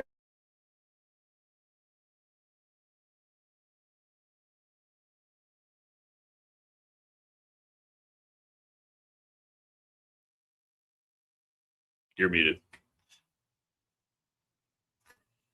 My bad. You could have taken over on that one. But if you just need to go take that bathroom break, go ahead and do so, because I think that is the scheduled time. We are not frozen. Amanda is not frozen. She is giving you a time to go ahead and grab a drink, grab a pour, go use the bathroom, blow your nose, whatever you got to do. So, while she gets the opportunity to jump back on here, she looks so frustrated. I am so sorry. Deep breath. The look on her eyes. Deep breath. You got this. It's not you. It's the internet. Yeah. Freaking internet, man. Yeah. You're better off without a cell phone. Yeah. Or if I would have just done it on my cell phone, which I was going to do, but the camera is not good. So, your question was... I gotta ask this question. So, you're on there. This is probably your 5th time on the show. You have to be one of the most reoccurring people on the show. I think so. There's something called IMDb, and it basically sums up if you're on television or in movies, every appearance you've ever made. And I think I've been on at least 40 appearances. At least there's more than 40, I believe. That's how many times. I didn't think it was quite that many. That's amazing. That's awesome. Yeah, I've been doing Moonshiners this is my 6th season now that we are doing. So between Moonshiners and Master Distiller, the first year right after I won the first Master Distiller, after a couple months before the episode airs, because sometimes the episode takes a long time to air, they actually called me and asked me if I would come on the Moonshiners show, and immediately I was like, no. Because it was so hard and nerve-wracking to film Master Distiller. The first day that I did what we call an OTF, it's called an on-the-fly interview. And it's kind of how they piece together reality TV. We film what's actually happening, and we're just ourselves. And then later, the producers will be like, well, it would have been great if she had explained what she was doing here. So they'll interview you, and they'll say, hey, when you're still first started running, can you talk about what you were doing or how you felt? And then you comment on that. And then they take that commentary and they put it in the episode. So it's called an on-the-fly interview. There's lights on you. You're uncomfortable standing in front of a camera. You don't want to sound stupid being interviewed or talking on camera, and it's very hard to do. I went outside and I cried. And I was like, this is a huge mistake. These people picked the wrong person. They don't understand that I can't be on camera. I was so down and hard on myself. And I sat down at a picnic table by myself, and I literally saw this black and blue butterfly came, and it flew down and it landed on the table in front of me. And I took a picture of it. because to me, that black and blue butterfly is my dad. And when it landed there, I was like, holy crap, I can't believe that I'm in the middle of Tennessee. I'm in a distillery. I'm in the middle of like a gravel pave thing. Like this butterfly just came and it was just sat on the table there. And then I was like, okay, he's like telling me that I got this. I can do this. And I went home that night, or not to the, I went to the hotel. I was staying in Tennessee, and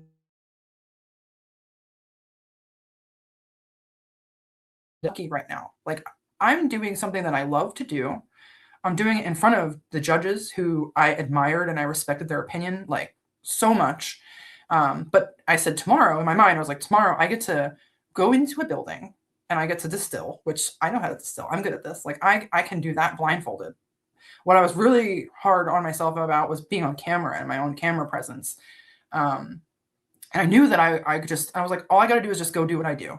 And then at the end of the day, I walk off and I just do what I do. And I know I'm not going to make a mistake there. So I did that, and that was it. I'm a perfectionist at everything I do. So camera presence and trying to figure out how to do television and be on camera was something that I just had to figure out, like everything else I do. I wasn't good at it at first. It's something that you're not good at. You just have to practice, and just get over your fear of being stupid or looking dumb or saying something wrong or being judged. And I like me. I know I'm a good person, and I get a lot of criticism from people on social media, a lot, every day. I try not to read the comments. But if you don't like me, that's okay. You don't have to like me. I like me, and my friends like me. So I'm good with that, you know? And if you just think of it that way, then it's like a false sense of confidence, right? If you're just like, whatever. And if I make a mistake or I look dumb or I sound dumb or I act goofy, that's okay, because I'm goofy. I'm weird. I'm nerdy. I know all these things about myself. Like you can't tell me something about myself that I don't already know. I'm okay with it. Like, so I just had to. We do that every toughen week. up. We screw it up every week. I mean, we jump on here and we're ourselves, genuinely ourselves, and try to have fun with guests every week. And I know the feeling. Like at first we're like, we're trying to put on this. I don't know. We never really did try to do that, but like we try to be ourselves every week. And if people don't like us, don't watch the show. It's cool. You know what I mean? So, Yeah. No, that's awesome. And as long as you're yourself, if you have to go back and watch it later, you can't feel bad about anything you did or said. No. As long as you're always true, authentic, and true to yourself. Authenticity is where it's all at, because if you try to be something that you're not, then you can look back later and be like, oh, cringe, like I did something wrong 100%. or I said something I should not have said. But as long as you are authentically you, then you can never look back on something that you did, even if it was a mistake, and say like, I shouldn't have done that, because it's you. You know, you can't really change who you are. Absolutely. So I want to go ahead and talk about Moonshiners, the TV show. Yeah. So. Oh yeah, I started talking about that. So you get asked to go on the show. You talked about, being nervous about, cameras are off. You're just sitting there.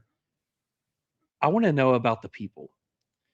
So you're on a show that already has it's already established. People's been watching it for years. You're the new person coming on. Who were some of the people in this process that you fell on to be like that guiding force? Because early on, you said you didn't have somebody to teach you the things. You didn't have a mentor. Yeah. But looking over your Instagram and your Facebook and stuff like that, it feels like over the last few years, you probably do have that mentor now. So who are the people that you relied on? Excellent question. So the prize of Master Distiller, what really is the prize, and you might not see it until you're done and you go home and then you're like, oh shit, what you get on Master Distiller, what you win is a sense of community and a group of people, because it's not just you there competing. It's about 12 to 15 other distillers, and whether they're hobby distillers or legal distillers or master distillers. One guy was a Dole banana tester, but he was also like a chemical engineer, and he was a distiller. And some people just distill as a hobby. Some people own their own distilleries, but you're getting a sense of community, and you're meeting all these other people in the distilling industry. For me, my appearance on Master Distiller helped to project or multiply, and it just accelerated my education in the distilling industry tenfold to what it was. For me to be able to learn on my own, for me to be able to now have resources and lean on those resources in the distilling industry. And this is before Moonshiners. Moonshiners came a couple months later, but when I was on Master Distiller, I met this amazing group of other distillers. We were all in this weird, awkward position. We're all nervous. We're all going through like in our own heads and going through this really hard. And when you're there and you're competing, it's difficult. It's a very difficult, unique experience. And it's like a expedited bonding that we all go through. But I met a distiller there. His name is Chris Yahara. He's the master distiller at Last Shot Distillery. He's a small Japanese man, and he calls himself my Mr. Miyagi, and he calls me Amanda-san. He is a master distiller, a master pastry chef, a master chocolatier. He is a world-winning ice carving champion for the United States, and he is a culinary professor at Syracuse University. He just recently retired to run his business full-time, but he is the head distiller. He opened Last Shot Distillery, and I don't know how old he is right now, but for his age, God, the man is an inspiration and so humble and so intelligent. But he was running across the street of like 5 lanes in Kodak to the gas station one day. So he's like, I'm going to run across the street. Do you want anything from the gas station? And I was like, whoa, dude. Like, let me drive you. You want to come out to dinner? Like, he didn't have a car. And we were all stranded at this hotel in Kodak. So I was like, absolutely not. Do not run across the street. And we wound up having dinner together. And I learned that he was like a great family man. And he had dinner with his family and his daughters, who were all my age, every Sunday. So I had family dinner with him, and he literally just adopted me, like right then and there. He was like, you're like my daughter, come to my distillery. So I did. And he taught me everything that he knew so openly. He just poured his knowledge into me. And I will be forever grateful for that, because he introduced me to the legal distilling industry and bourbon. So this is a time in my life where I said, okay, this is bourbon. This is different. And this is an art form all on its own. And I started to learn about bourbon in depth and barrel aging and different grains and distilling on the grain versus how I had always been distilling before. I saw a huge contrast, and that completely changed my entire perspective on distilling forever. And he brought me into his distillery. He let me run 400-gallon stills. One day, he literally, like a dad, put me on the still and then was like, you know what? I got to run to the bank. Here's like, if you need to turn the condenser down, like here, you control the water, you control the steam. I'll be back. And I was like, holy crap. Like he just left me here, and like this huge still it's running like a hose into a barrel. It was a stripping run, right? Like I later know now that a stripping run, it's not a big deal. You can't mess up a stripping run. Like you can't blow the building up. I mean, you could if you were trying to, but there was nothing really I could have done super wrong. But in that moment, I was like, I'm running this still. This is so cool. He literally, to this day, has taught me just everything. He has been one of the greatest mentors to me. And I have barrels in his distillery that I made. There was a period of time where he had several surgeries. He's getting old, and he's working himself hard. He does. So I came and would stay with him a couple times a month and for a couple days. And I would, strip whiskey, do spirit runs. And then he would handle all the perfect, like the blending and barreling and everything. But I would do it all with him. But I would do the labor parts for him, and I gained experience, and I was able to learn as much as I could doing that and helping him. He's just such an amazing person to me. And from that point on, it was really the first time I ever tasted bourbon and whiskey and said, whoa, I like this. And at any time before that, I had tasted it and I thought, like, this is dry. This tastes like a barrel. I'm not really getting any depth here. And when I tasted his bourbon, it was like an explosion of flavor and ingredients and grains. And there was so much depth and complexity to it. I tell him, my joke is that he spoiled my palate right from the very beginning. And I have a spoiled palate to this day. I like really dense, really decadent. I like pot distilled whiskeys and bourbons. I'm a big Leopold Brothers fan. And my friends in the distilling industry now, they make fun of me and they say Leopold Brothers is only for like huge nerds. And I'm like, that is not true. They are the best whiskey I've ever tasted. Like, hands down. I mean, there's other whiskeys that I totally nerd out about in my own sense. But man, a bottle of Leopold Brothers is like you're bringing me a bar of gold. Tell you what, the depth in that. I'm gonna say this, and I know this is gonna bring this back. This is gonna like bring this back to mixed like thought process. One of my favorite distillers. I'm not talking about female master distillers. I'm talking about distillers, period. Mm-hmm. She was the former distiller for Old Dominic, Alex Castle. Yes. And when she was on the show, I love her. Oh my gosh. Alex is a true gem in the whiskey bourbon industry. I'm not talking about women's distiller. I'm talking about period. She had the same moment when she first got started to where the person that was running the distillery that she was at said, I have to leave. You're in charge. You had the exact same moment. And I'm sitting here thinking the journey that she went through to get to where she's at now, you're going through that same journey. You're going to be just as big. Yeah. I hope that's the goal. No doubt in that.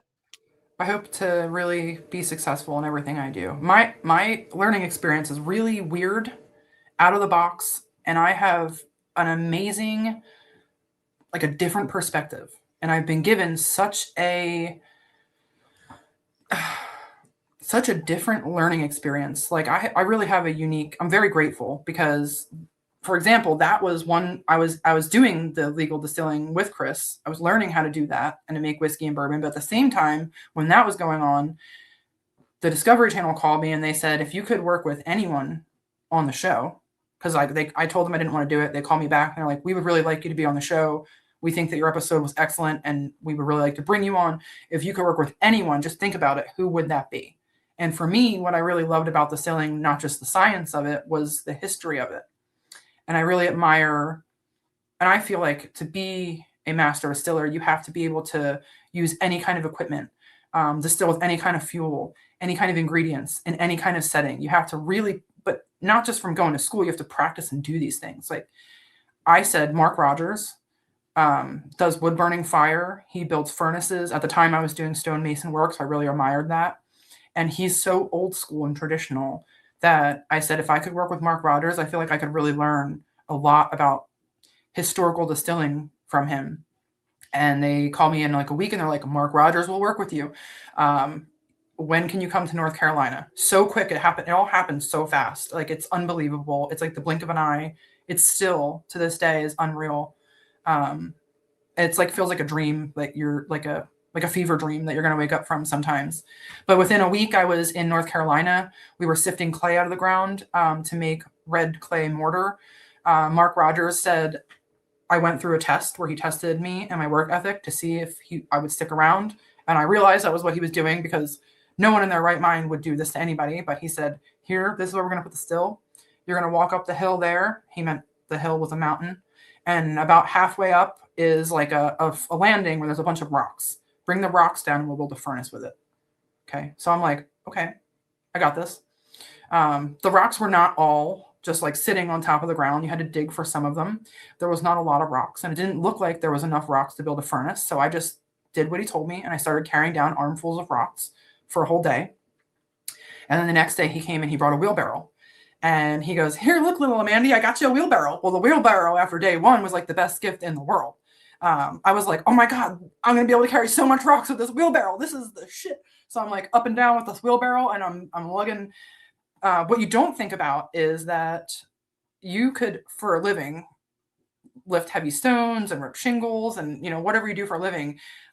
Imagine having a camera in your face while you're doing that. And if it's like 90 degrees and you're pouring sweat and there's a camera in your face, that is frustrating because you look like your absolute worst, right? And when you're working hard, you can't also care about what you look like because you're working really hard. So that was like a thing I had to try to figure out. Was like, I looked terrible, and they were filming me, and I just had to get over that. I just had to be like, this is whatever. This is what I look like when I'm pouring sweat and there's dirt all over me and my hair is a mess and my hair is wet because it's hot and I'm really doing this. Like, this is not fake. They're not turning off the cameras and they're like, okay, it's done. Like, we really built that furnace, and it took us 2 weeks, 14 days, and they zipped that into a 30-second clip, and it looks like TV magic. Well, it was not. It was sweat and blood and tears. On the third day, Mark Rogers brought in a machine and drove the machine up the mountain and took one big scoop with his machine and then came back down and dumped it. In 2 scoops, we had enough rocks to build the furnace. And we then actually by hand built the furnace. I learned what rocks to use and what rocks not to use, which quartz would explode through heat, and how to build the gap around the copper pot. We did coppersmithing, like old school, without any tools, by hand, hammering and repairing the pot. We dug it out and we bury the pot in the ground. And in wood burning fire, you have to submerge so much of the bottom of the pot, and you build the furnace around it. Then the fire, there's different kinds of wood burning fire distillation that I practiced, but at this time, this was a, like, we built a chimney on the back to pull the smoke out, and then the furnace was encompassed like around the pot, and there was a firebox in the front, or that's how they refer to it, but it's a 50-gallon metal drum. It's all pasted in with this red clay mortar that we dug up out of the ground. Everything was super traditional, and I just absolutely enjoyed every second of it. I learned what kind of wood to use. I learned how to maintain the fire, how to heat it up, how to draw it back, how to control manual reflux on a still. It was just such an amazing learning experience. And then I also learned, because it wasn't just Mark Rogers, it was his cousin Huck Stewart. 2 of them together are 2 just like salt of the earth, good people. How to just take it easy and not overthink things and not worry too much, because I was just fast talking kid coming in here asking a million questions, and I was worrying about everything. And I learned from them. They were just like, don't worry about it. Nothing is so big of a deal that you need to get upset about it. Like, we could fix anything. We'll figure anything out. They just go with the flow. So easy. And when I was like, I'm going to take some of this with me. Like, give me this energy. And I try to apply that to things that I approached from that point on. But I did that. I distilled with them for 2 years. We built 2 stone furnaces at 2 different still sites. I learned how to find a still site in the woods, how to know if somebody else had been near where you were, how to divert water from a creek to do gravity-fed condensers, how to make and build, not like copper pipes. Like, if we needed a copper pipe, we hammered the copper and pieced it together and soldered it all by hand. Me and Huck spent hours one night making just the part of the still that goes from the cap into the thumper, which is the elbow. But we did it with sheet copper. And they don't show any of that stuff, but it was an amazing learning experience for me. And I just greatly appreciated that. And the history of distilling, that moonshine has been around since legal distilling, because when they made distilling legalized and permitted and taxed, half of the people said, okay, I will follow this rule. And the other half of the people said, no, I just fought taxation without representation. There's no way I'm going to do this. And they just were like, I'm going to keep doing what I'm doing. And these guys that I started working with had generationally done this. Like, this is a real moonshiner. Okay. There's very few real moonshiners left in the world. People who made a real living. And then there's the debate, what is a real moonshiner? And this is something heavily argued, even in our community. People will tear each other apart. It's so silly, instead of supporting one another. But a real moonshiner is somebody who went to jail for it, put bread on the table with it, got themselves through hardships and times in their lives by making alcohol and selling that alcohol. That's what a real moonshiner is. And essentially live through hard times. Like, Mark Rogers could remember a time when he first saw paper money in his 20s. He's like, when I was in my 20s, I remember when I first saw paper money. Before that, he had bartered. Wow. He had used the barter system for things. He remembered when sugar became available. And there's also some old-time moonshiners, Dwight Bearden, Mark Rogers. They remember a time where they lived in such an isolated area, sugar was not available before the highway system. So a truck would come through your town once a week, and you would get things that you couldn't make on your homestead, like toilet paper, soap, and eventually, and sugar. But sugar wasn't abundant, and it wasn't something that you could rely on as a fermentable ingredient. So he remembers when sugar became available, and it's amazing to hear these perspectives, right? Because it's very much part of the American distilling history, just as much as the legal bourbon industry and the legal distilling industry is part of the American distilling history. It's equally there. It's nostalgic. It's exciting. You know, it's awesome, and I respect that equally to what I respect in the legal industry. Mark Rogers, after 2 years, he has been filming the show. The show's been on. We're doing. Okay, so there's NDAs, right? So we've done 15 seasons of Moonshiner so far that have aired, and currently we're airing season 15. That's a lot of years for someone to film television, and a lot of people want to be on television, but if you do it for so many years, it is very taxing. Filming the show is taxing. It's a hard job to make alcohol. It's a harder job to do it on camera, because a lot of things you have to carry that sack over again for me. Can you do it again? I'm going to put up a drone. Can you carry it again? So most of what we're doing, we could do in one go around and just how we do it. But having to do it so that it can be recorded properly for TV makes it, adds an extra layer of like complexity to it. And over time, I understand that some of these guys get exhausted by it, and he needed a break. So he stopped filming for a year. And that's when I wound up working with Mark and Digger. So I hated to leave Mark and Huck. I don't like change. And I really loved working with Mark and Huck. Oh, by the way, Huck gave me this knife. He makes these knives. So everybody, a huge thing is everybody. Uh-oh.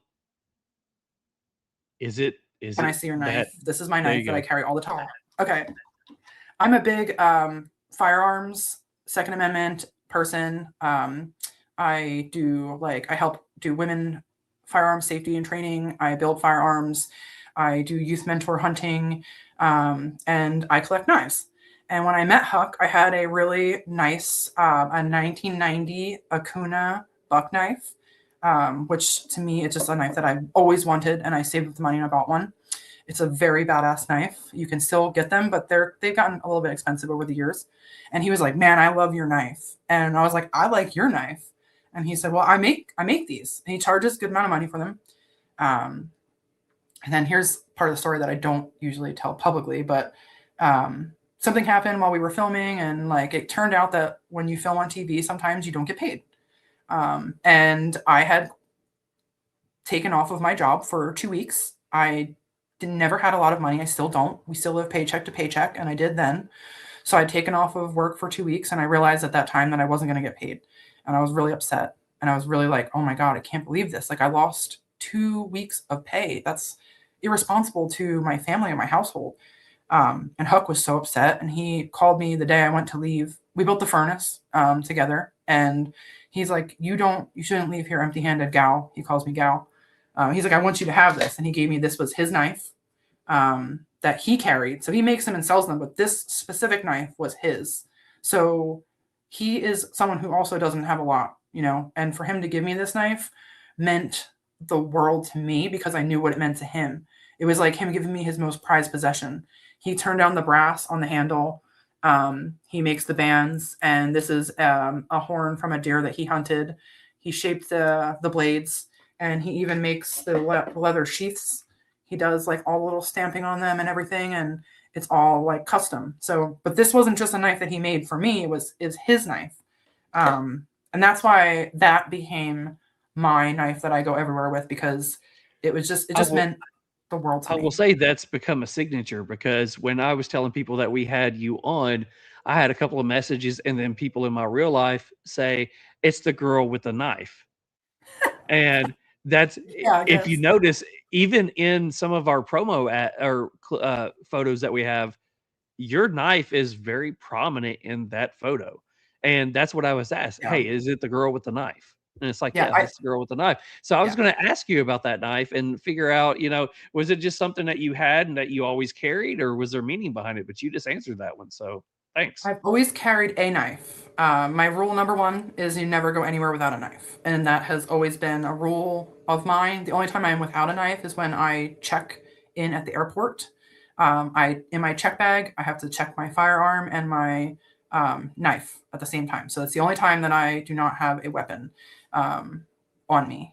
And it's just something I always have had. I encourage, if you are a young girl in today's world, to get a pocket knife when you're old enough, when your parents say that you can have one, and carry a knife.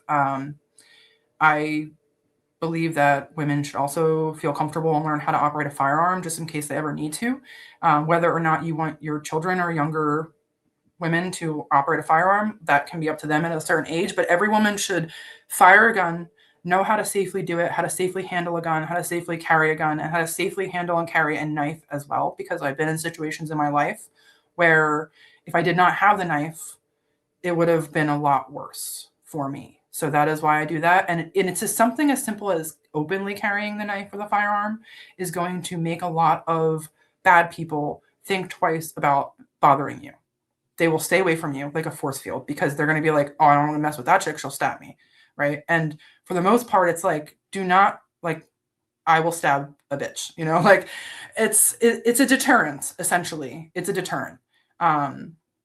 And I've just always carried one. Yeah. And it became Huck's big ass elkhorn knife because of how much that gift meant to me. I'm very sentimental. Huck has been another role model of mine.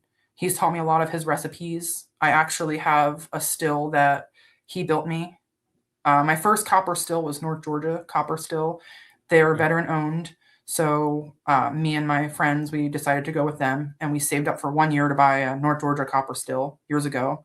And then it was a 20-gallon, and I wanted a bigger one, but they're very expensive. So Huck actually set, for the price of the copper, he gave me a 40-gallon copper still that he built. And it was awesome because he had the identical copper still. So I was able to distill with him in different states where he would like tell me how to make something and I would make it. And if you make the same mash and you distill it on different equipment, it's going to taste differently. But I had the identical equipment to what he had. So I was really able to copy and replicate exactly what he was doing, how he was doing it. And he does make some of the best moonshine that I have tasted out of. Everyone's like, who makes the best moonshine on the show? That's hard. Huck is one of my favorite, his products. And Henry Law makes the best brandy. I have to give that hands down. That man makes the best brandy. Sorry, everyone else. But I think, everyone else there, honestly, all the other guys, I'm sure they would agree with me. You cannot throw a stick at the Law's brandy. It's just that good. And they probably will never watch this. That's not even why I'm saying it. It's just because that's the truth. Like, I will probably get in trouble for saying that, but it's that good. Wow. Yeah. No, it's awesome. It sounds like over time, obviously you met so many different people and saw so many different techniques, but every person played a role in building you to who you are today and actually taught you those life lessons, which is such a cool part of your journey. It's you started on this journey on your own and obviously self-taught for the most part, but it also seems like everybody played this little building block for you to get to that next level. Yeah. I say I'm a professional sponge. And because I literally learn in the School of Hard Knocks, I do not have a traditional education. So every opportunity that I have to learn from someone, I take that. I learn something from everyone that I meet. Sometimes it's good, sometimes it's a bad thing. But either way, you learn and you grow from the people around you, and that's how you become a better person. So I absorb as much knowledge as I can. I'm a professional sponge. And I take every opportunity I can to work with different people. I ask lots of questions. I listen. And then I also have what is, I believe, an eidetic memory. So not a photographic memory where you remember everything you've ever seen, or you can like picture something. You can essentially remember like every conversation that you've ever had, which is not the best thing in the world, but sometimes it works to your advantage. Like if I read a book, I can remember it. If I have a conversation with you guys, I can go back in my head and I can basically go through every single thing that I said and remember it. sometimes it sucks because when you say something that you are not, you're like, why did I say that? You'll just never forget it. But it helps to absorb from people. And I have been, from the moment I went on Master Distiller, I have been entirely blessed by all of the people in the industry who have immensely helped me. So many, like this story goes on and on of the people who I respect and admire, who I thought were my superiors, and I was intimidated by them. And my sister, actually, Caitlin, she told me one day, she said, Amanda, these are not your superiors anymore. These are your peers. And I was like, whoa, that's like, my sister's very wise. She's very intelligent and wise. And when she said that to me, I was like, almost like I had to take a minute to believe it. And then I was like, you know what? In a certain sense, she was correct. And when I started approaching it like that, then I had more confidence. And those people who I still consider, they're my peers, they're my best friends, but they are also mentors to me still to this day. We did, Alan Bishop, for example, is outside of the Moonshine show. He writes books, and he is an author of several books that I read when I was younger. I bought every one of his books and I read them, and I thought, wow, this guy is the best distiller in the United States. He is one of the smartest people that I have ever talked to. I called him once for distilling advice, and I didn't want to call him because I read his books and I thought, like, oh my God, I couldn't call Alan Bishop for advice. He's Alan frickin' Bishop. And a friend of mine was like, no, seriously, call him. Like, he would love to talk to you. He likes to talk about like distilling and stuff, and call him. So I didn't call him. I didn't take their advice. And then finally that friend contacted me again. They were like, hey, did you call Alan Bishop? And I was like, no, I didn't want to bother him. And they're like, okay, well, he's expecting your call right now. So here's his number, call him.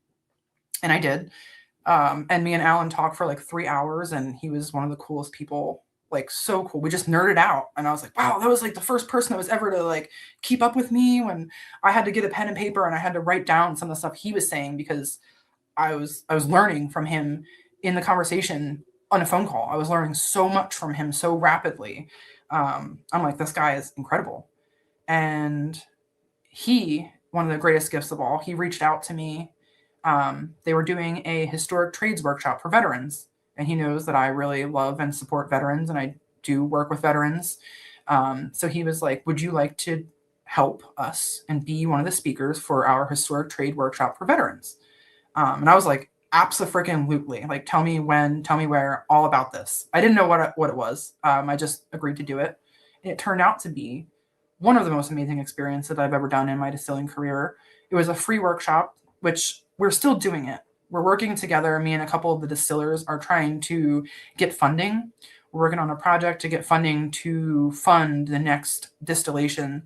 The first year was funded by the federal government, but the federal government has since like taken away funding from a lot of its entities, and this was one of them. The entity that funded us has lost their funding, so we are trying to make it kind of self-sustaining. But a whole bunch of amazing people in the industry wound up doing it, and we came together and we did a 2-day class for veterans where we talked about the distilling industry. It was hosted by Stolen Wolf Whiskey, and Eric Wolf is the master distiller there. He has since become one of my best friends as well. Alan also. These are people that, like, it's hard when you're on television to trust new people in your life. But these are people that I trust very much. And we did the historic trades workshop for veterans. It was very rewarding. A lot of the veterans came because they saw what I posted. And I was very grateful for everyone who came out to that, because for me, what I got out of distilling was a sense of community and a sense of purpose in my life. And I say that it saved my life, because at the time when I started distilling, I believe that it did save my life. It gave me something to focus on, to look forward to, something to take care of. And I gained a sense of community out of it, which I did not have before. And I believe that distilling or home distillation in that community is helpful to veterans, because they can find a sense of purpose and a sense of community. And there's lots of people, maybe not just veterans, that are looking for that in life. And we want to try to provide that for people that, if you want, it's just a hobby, right? At the end of the day, but it's really much more than that. It's something that you have to care for. look forward to. It's something that it's a live fermentation. You have to check on it and then see it to the end. And there's a big process there, and there's other people doing it. But the distilling industry is very much like a veteran community, and it's something that veterans find that benefits them. So I love doing the veteran workshop. I had wanted to go to Mount Vernon. Mount Vernon is George Washington's historical distillery. It's a very prestigious distillery to be able to work at in the distilling industry. It's the nerdy distilling historian crowd. So when you talk about master distillers go there, and it's invitation only. So Mount Vernon is operational only for 2 seasons out of the year. And the rest of the year, they just do demonstrations for guests that come to the estate at Mount Vernon. And then for 2 seasons out of the year, they close it to the public. And it's invitation only, and it's operated by volunteer distillers from all over the world. And the historians that work at Mount Vernon, and those people are exceptional people. They are all doctors and masters in different categories of history. So everyone that gets to work at Mount Vernon is an exceptional human being and is so intelligent and full of information. It's an amazing experience. It's like adult day camp for distillers, but you also travel back in time because it's historically correct. There is not electricity. There is wood-burning fire furnaces like would have been done in George Washington's day. There's a historical grist mill next door that we walk to, and they operate the grist mill to grind all of our grains, come from the property, grown on the property, and are ground up in the historical grist mill. And we are doing distillation like it would have been done in the 1700s at that time in that location. So it's really incredible. But I wanted to go there for years, and I emailed them and I was like, hey, listen, I'll work for free. I pay my own way. Can I come? They just never responded to me. And at that historic trades workshop, the head distiller at the time, Steve Bayshore, who is another person who I'm immensely amazing that I respect in this industry, he attended and he saw the seminar that I did. It's just like an hour-long talk about moonshine is American as apple pie. I talk a little about the history of distilling in America and taxation of alcohol, and then the sect where we have legal distilling industry and moonshining today. And I do a pot still demonstration. Well, after that, he's like, you should come and join us at Mount Vernon. Would you be interested in that? And I was like, yes. I tried to play it cool. I was like, I mean, I could probably make some time on my calendar, but like inside, I was like, oh my God, this is what I've always wanted to come to Mount Vernon and distill. It's just so amazing to be able to. I got up every morning. I didn't have a car. I got dropped off there. I share a car with my fiance. He dropped me off in Virginia. And I would walk. I walked through the woods to George Washington's distillery at like the crack of dawn. I was the first one there when they opened the doors. And there's historians there from Europe. There's distillers from all over the country there.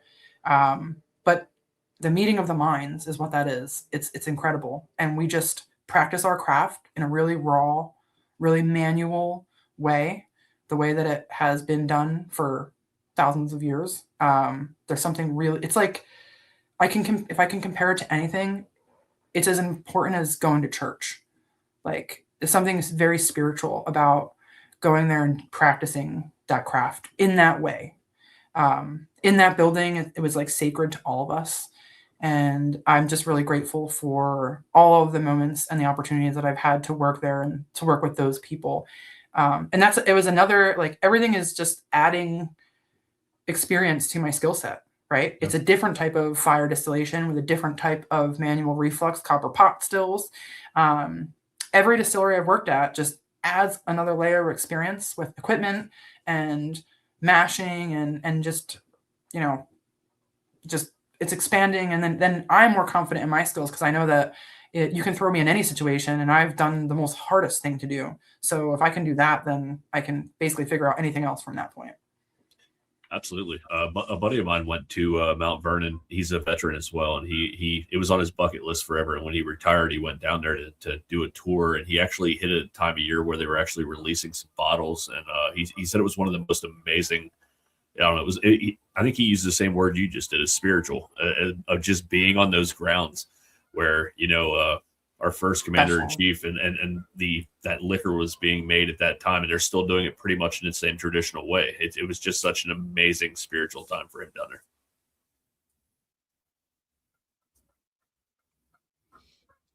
Ruh-roh. Are we there again? It's time for that pee break, I guess. I don't It's time for that pee break again. Yeah. Ladies and gentlemen, this is your scheduled pit stop for the evening. As she gets back on here, I think I'm going to go ahead and bring it into when she gets back on here. Let's go ahead and talk about the new distillery. Uh-oh. That's exactly where I was going. You keep stealing my questions, brother. Back. She is back. All right, girl. Welcome back. We are so glad that we gave everybody the opportunity to go use the bathroom, grab another drink, whatever. Right. So we care about you. I will say this. I have, and everybody in the chat as I'm watching, we all have so many questions that we could ask about either Master Distiller or Moonshiners. Hopefully I can convince you to come back at another point and we just talk about that process. Yeah. Totally. But the next thing I want to go into is Unholy Beginnings. Yes. I've been following you for the last year plus, trying to get this distillery opened. Yes. Tell us about how the process started, what made you decide that you're going to do a distillery, and two, the name. Love to know about the name. Yes. So how did I get into this project initially? When I injured myself roofing, I was no longer able to roof, and that was my main source of income. Television does not pay nearly anything. It's not something you can survive off of. I made more money roofing than I made from filming a television show in a 7-day period. So I really had to always have another source of income, which is why I roofed until I couldn't anymore, because it paid my bills and sustained our household. It helped sustain us. So when I hurt myself, I really had to start looking at other ways to have income coming in. And I taught private classes under the table, right? But it was not a safe and responsible thing to do. And I was contacted by someone opening a large distillery. I'm not going to name, I'm not going to say where or anything like that. I was always said, like, if you don't have anything nice to say, you don't say anything at all. And I'm that person that will never speak bad about you, even if you do wrong to me. I will only say something positive about my friends or even my enemies. But so I was in a situation where I was looking at working in a distillery. I was going to move to operate the distillery and be the head distiller. I started teaching myself how to operate a distillery. I came up with an efficiency plan, how we would operate. They had expectations and goals of production. So I came up with a way on how we could operate their equipment to meet those goals. I had a 1-year, 5-year, and a 10-year plan of how we would expand and how I would approach meeting and surpassing their goals for production. And like products, a list of different products and mash bills and recipes and things that we would release, things that we could release early on to move. And I had a 2-week period where I was about to move and I was about to lock in. And I wanted them to confirm that my salary, that they were going to pay me the salary they had initially agreed on. And again, this would be my first big distilling job. So I said, if you could just give me something close to the average salary of a head distiller, I would be moving to almost essentially live on site and work 60 to 70 hours a week to make sure that your business is a success. I can guarantee that. And you're not just getting like my experience, but there's talent, right? And something I don't give myself credit for is relevance or a following. Something that I'm not good at enterprising or branding myself or putting myself out there. It's something I'm really not good at because it's just a weird thing to do, I feel like, is self-promotion. But that was part of what I was bringing to the business as well. And right before I went to move, they said, we're sorry, but we can only pay you 40% of what we initially agreed to.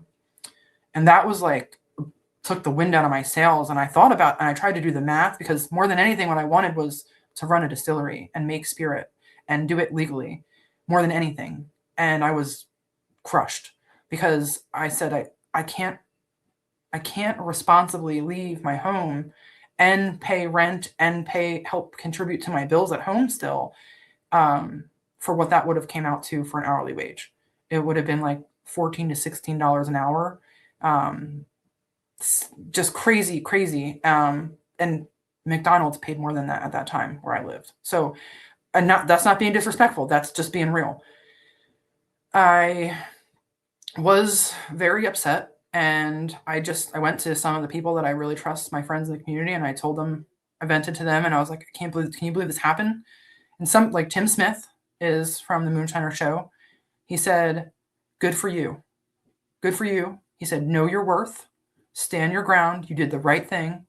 He said, absolutely be confident in your decision, because if you had bended to those people, they would have taken advantage of you and you would have been in hell there.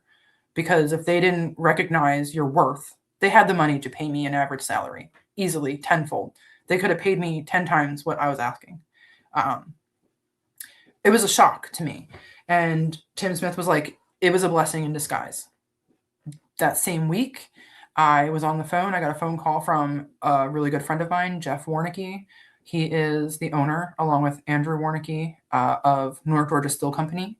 They are the people who I've bought all of my copper products from since I started buying copper. They make the top of the line copper stuff. You can throw it down a flight of steps, but they were the first ones I went with. They were veteran owned. And they've always just supported me. Before they didn't know who I was. I wasn't on television. I was just some freaking dork in a garage saving up money for a year to buy a little 20-gallon copper still. And they have always just treated me with respect.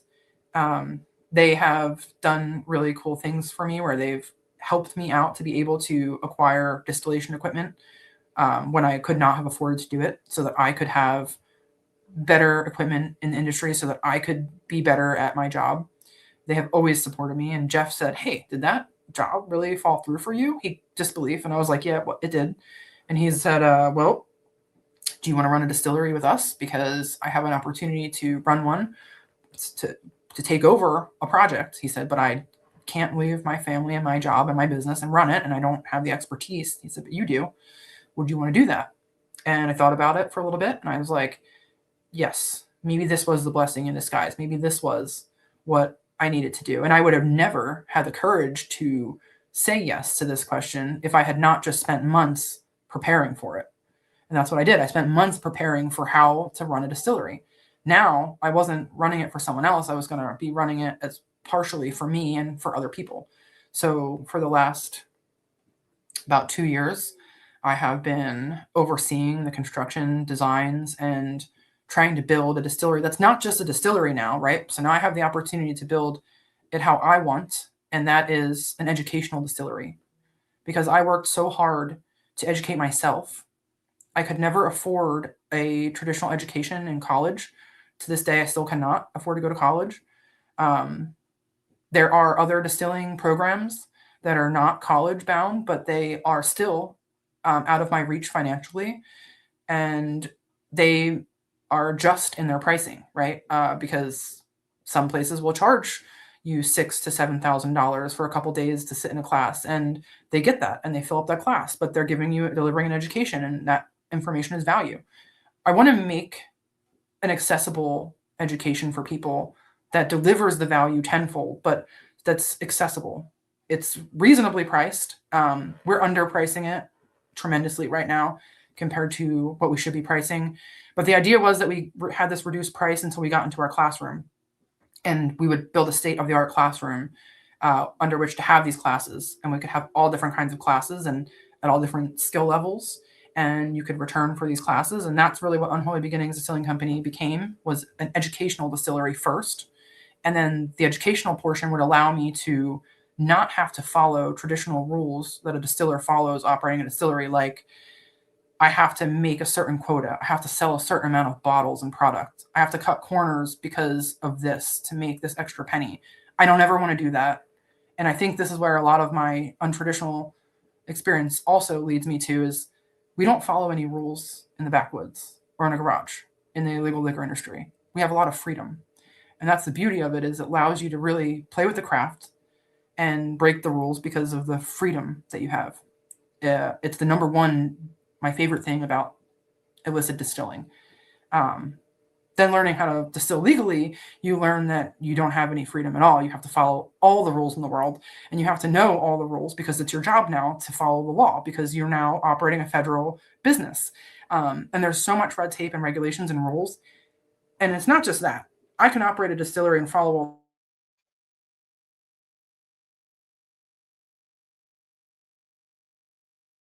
Uh-oh.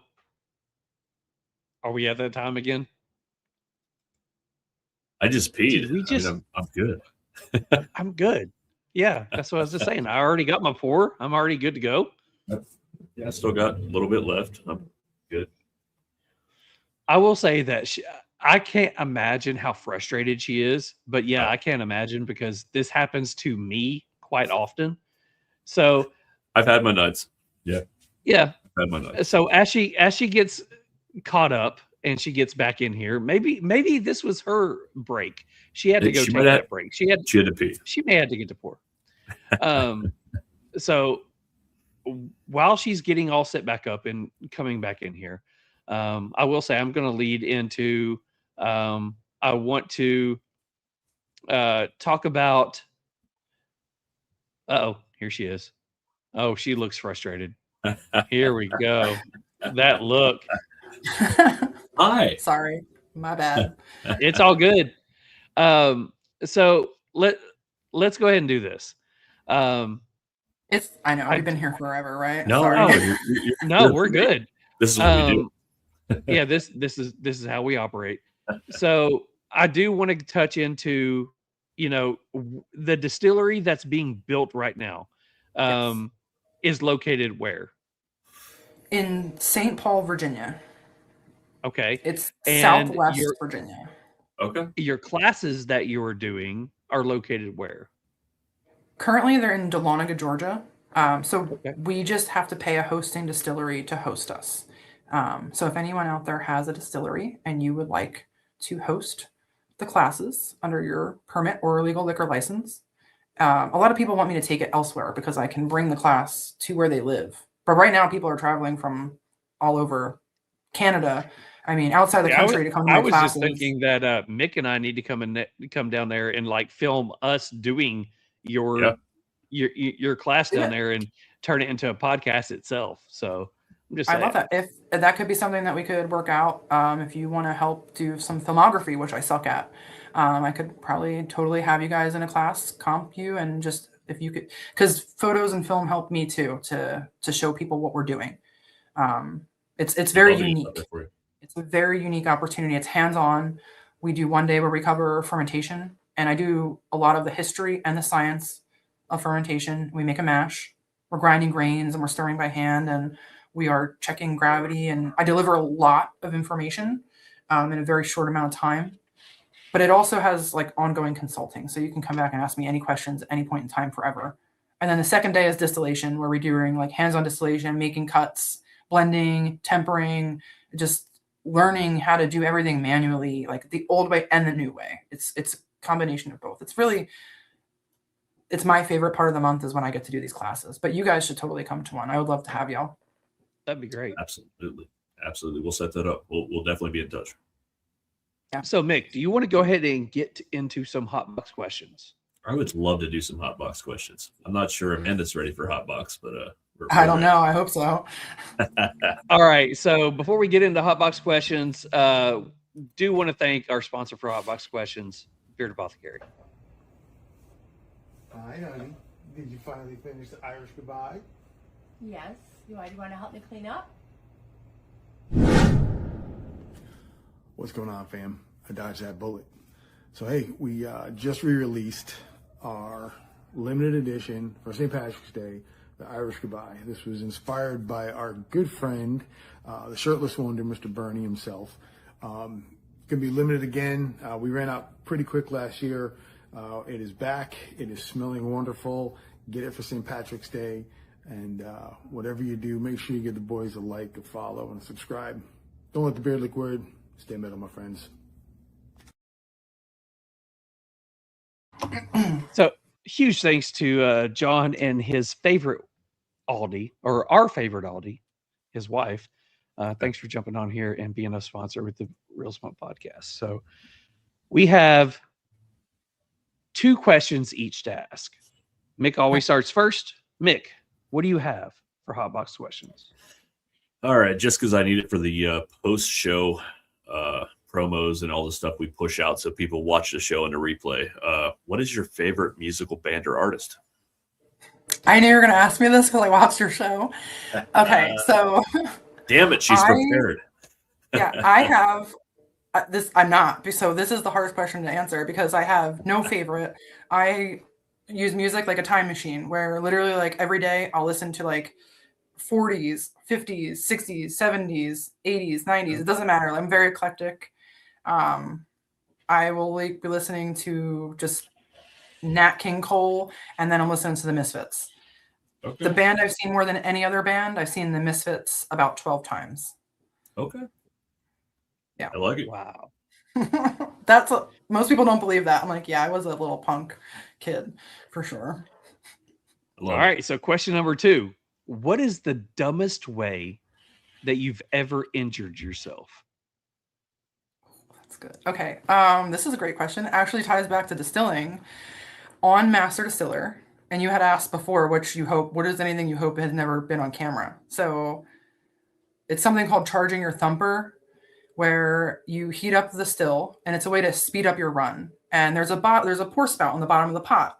So you turn down the flame and you open that spout with hot mash in it, and you pour some into a bucket. Then you take the hot boiling mash and you pour it into your thumper. It's preheating your thumper so that when the steam hits your thumper, it doesn't have to heat that copper up. It's already preheated, charging the thumper. So I did this on a Master Distiller, and they set the stills up for you ahead of time. So I didn't take this into account, but they pointed that drain spout at the thumper. So here's the thumper, here's the drain spout. There was not a lot of room for me to get in there. And when I turned it down, that steam came out. When you open it, steam comes out. Turn the flame down, open the little ball valve, hot mash came out, and steam. Well, the steam caught on fire along with the mash. And when that happened, I got it on my hand, and my hand caught on fire. Like a good chunk of my hand was burning with scalding hot alcohol on it. Big flames. And I just put it out, and I kept doing I just kept distilling because I was terrified that they were going to make me stop and go see the medic. I didn't want to stop my distillation because I would have had to walk away from my still, and I would have been disadvantaged in the competition. So I hid it, and I thought the whole time, oh my God, I hope nobody saw that. I hope they didn't get that on camera. By the time I was done, I was like, hey, can I get a Band-Aid? And at this time, like my skin was falling off of my hand, and no one had noticed the whole time. It was like severe, at least 2nd degree burns, bad. I went up to the sound guy and I was like, hey, did you see when I burned myself? And he's like, no, are you okay? The sound guy watches all the cameras and monitors at the same time. So they didn't get it on camera. And my biggest fear was that I was going to be the girl who burned herself on TV. But I wasn't, right? So it could have happened, but I got really lucky and I wasn't. I did severely burn myself, though, while filming television. So it could have gone the complete opposite direction. That's absolutely insane. It was blistered bad. It was really gross. So after that, was the show were they done filming afterwards, or did you have to get it wrapped up, or somehow how did you hide it? I filmed with a bandage on, like 2 more. Wow. I think at least 1 or 2 more days of filming, and that gets all edited into 1 episode. So towards the end of the episode, I will have like a bandage on my hand. I can't remember. Go find that was, but it was rough. Wow. That's insane. I think that was the first Tournament of Champions. So it was like the 2nd episode of the first or 2nd episode of Tournament of Champions. I think that's what it was. Okay. Yeah. Yeah, definitely have to check that out. That actually kind of leads me into my next question. So you mentioned multiple times tonight about not being real comfortable being on camera. And you mentioned it multiple times, like I said. Have you ever gone back and actually watched some episodes, and what were some of your favorite parts that you're like proud of, and what were some of them that you're like, I could have done without that? Yeah. I hate to see myself on camera. It's like nerve-wracking. I just recently quit smoking cigarettes. I smoked for 17 years. And I used to smoke like I could blow through a pack of Newports while I was watching an episode of Moonshiners because that's how like much anxiety it gave me. I would just like chain smoke watching it because I hate watching myself on TV. But the worst thing that I remember seeing is one episode where I do a nitrous infusion where I charge a beer keg under pressure and then I release that pressure. And carbonating it and then essentially decarbonating it to rapidly extract the flavor. And they ask us, they'll be like, say this, and they'll ask you like, repeat yourself so many times. And at one point, when they were asking me to repeat what I was saying in an OTF, the person doing the interview for me was like, can you talk about your, what I forget how they said it. Instead of, nitrous oxide, they said like nitrogen dioxide, and I just literally said it back to them, and that's the part that got put on the episode. And when I saw that immediately, I was like, oh my god, I don't even remember saying that. Like, I can't believe I said that. I said it correctly like 200 times, and one time I said it incorrectly, and one is like a toxic gas and the other one is what we use to carbonate soda with. So that for me, I was super hard on myself when that happened, and I to this day loathe myself for saying that. Things I'm proud of, there's lots of things. I love to watch when we build the furnace because that's like a great memory for me. I brought Cherokee White Eagle corn and I learned how to malt corn. So Mark Rogers and Huck actually taught me how to malt grains. That was an amazing learning experience. And what's amazing about the show is all of these episodes are just like memories that I cherish and learning experiences that I also cherish, but they're memories and they're on video, right? So in 10 or 20 years, if I can go back and watch that and watch these cherished memories that I have, because each one of these experiences, they mean a lot to me. So I would say all of it in a way is nice to look back on. That's so cool. You just said it. I actually just said that to my daughter. My oldest daughter helps us out with the show from time to time. We run stuff by her. She's actually the intro for our show. She did that for us a while ago. Charles surprised me with it. But anyway, we just had this conversation the other day. I'm like, it's pretty cool. No matter how big this ever gets or whatever, we're having a great time, and it's going to be out there forever, hopefully, unless they shut us down. But like, it's something that we've done together that we're pretty proud of. We have amazing guests on every week. We get to do something we love and interview people we care about, and something we can put out there forever. So I agree with that 100%. Like, it's something that we're proud of and we can put out there that we're, put our name on, and hopefully it sticks around. Should be proud. You guys are like genuine, authentic people, and I think that carries through in the content that you're making. And it's hard for me to watch a podcast. I watched your podcast for hours. And I watched the whole thing. And instead of sleeping on a plane one day when I was really exhausted, I watched like 2 of your podcasts, and I was like, okay, I'm genuinely really excited about going on this podcast because you guys do it well. I think you make good content. I genuinely, seriously mean that. You do a good job. I will say this. The people that we get on here, we don't get people on here that are just, hey, get this person on here, whatever. We actually care about what the person has to say. And we really get, we try to get involved in what they're doing, what their lifestyle is, how they act, what they present, and we want to be a part of it. And it's not something that we're just trying to go over here and ask a few questions. We don't come in here scripted with anything. We just want to sit down. We talk about it with like the cigar lounge life. Just saying. Sorry. Anyways, we like to sit down. Don't worry about it. We like to sit down and just, if we were sitting talking with you at a bar or at a lounge, we're just wanting to do the same thing that we're doing there that we're doing with you. So my last question. So if you've watched the last couple, you're going to know what this one is.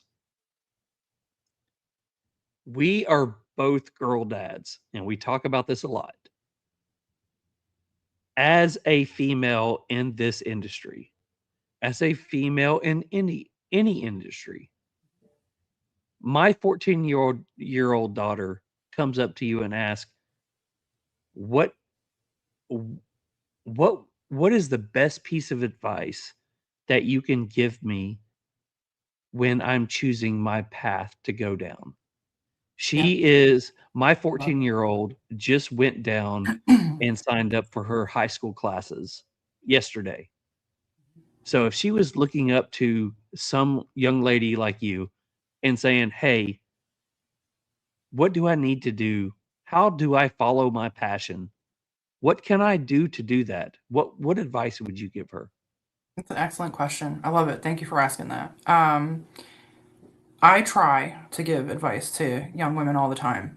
So I have a little bit of experience how to answer this question because I have a lot of young women that look up to me. As crazy as that is to me, I mean, what I tell these young girls is if you love something, then that just means you're going to be 10 times better at it. If you can find something that you love, then you should definitely do that. And one thing that I tell them all that they should just know, obviously, because I mean, girls do everything better than boys. Whatever a man can do, a woman can do better, because they should just automatically know that in the back of their mind. And ultimately, it doesn't matter if you're a man or a woman. If you are just the hardest working person in the room, and that will apply differently at different stages in your life, but just be the hardest worker. Find what you love. Do it well. And whatever you are, be a good one. And don't ever let, I don't believe, we say the word a lot, male-dominated industry. Just that term alone puts a perspective on it or puts a idea in your mind that it's maybe not something a woman would be as good at. I don't really think that there's any such thing as a male-dominated industry. There's just industries that women are less inclined to participate in, but it doesn't mean that they are and not as good at it. Like they can do anything that a man can do, obviously. And just be the hardest working person in the room, and you will eventually be recognized by everyone around you. I've always told, I've got 2 daughters. So I've always told both of them, the moment that you hear that the path that you're going down is male dominated, go in there and dominate yourself. Oh yeah, absolutely. F yeah. Yes. I mean, the 100%. Moment that you hear somebody say, "Why do you do that?" That should light a fire under you. Yeah, that's a guy's job. That's a dude's job. Go in there and say, "No, that's my job." Show them how it's done. Show them how it's done. Yeah, I coached. I know I mentioned it earlier. I coached girls soccer forever, and my favorite part of the year, we do inter squad scrimmages, boys against girls at our high school. And when our girls would beat those boys, man, it was like the highlight of my fucking year. Like it was unbelievable. Like it was every year. Oh yeah, I love it. I love it so much. So I guess we got a ask it forward question, don't we, Charles? So what we have coming up, the last we used to do 10 hotbox questions, but we've scaled it down a little bit. The last question that we have is called a play it forward. And what that is the guest that we had on last week, which was Sarah Rodriguez with West Hemp Tobacco. I loved her. I watched her interview. She was so awesome. She is so amazing. We asked her to ask you a question from her. Okay. And sometime this week, we're going to ask you to ask this to Marianne next week. Yeah. So, okay. I love that. So we're going to go ahead and do this. So Play It Forward is brought to you by our newest sponsor. What's up, the Southpaw Stogies here. First, I want to just say thank you for supporting us and supporting the Real Smoke podcast. So next time you're in Lebanon, Tennessee, please be sure to come out and experience Southpaw Stogies. Got a great selection of cigars here, great selection of beer and coffee. And by the way, I just want to give another local shout out to Crown's Heads. Look at this beautiful band there. We've got them here at Southpaw Stogies. So we're here at 402 East Main Street, Lebanon, Tennessee, and stay smoky. So huge thanks to Southpaw Stogies for this sponsorship. Hey, Mick, what did Sarah want to know? Sarah said, and my question tonight for Amanda is, I know how it is being a woman in the cigar industry and seeing how much the women population has grown in this industry. But how is it for a woman in the moonshine industry? Are there more women involved in your industry than I think there are? Is the moonshine industry in your blood? Have you discovered that someone in your family, such as a great-grandparent, was involved in the craft even before you were born? I hope that question was okay. Have a great show. So that's what Amanda said. Or yeah, that's what Sarah said to Amanda. Excellent question. Thank you for the question, Sarah. You're awesome. So there are lots of women in the moonshine industry. There is women in the chat right now who are moonshiners, who I know and are supportive.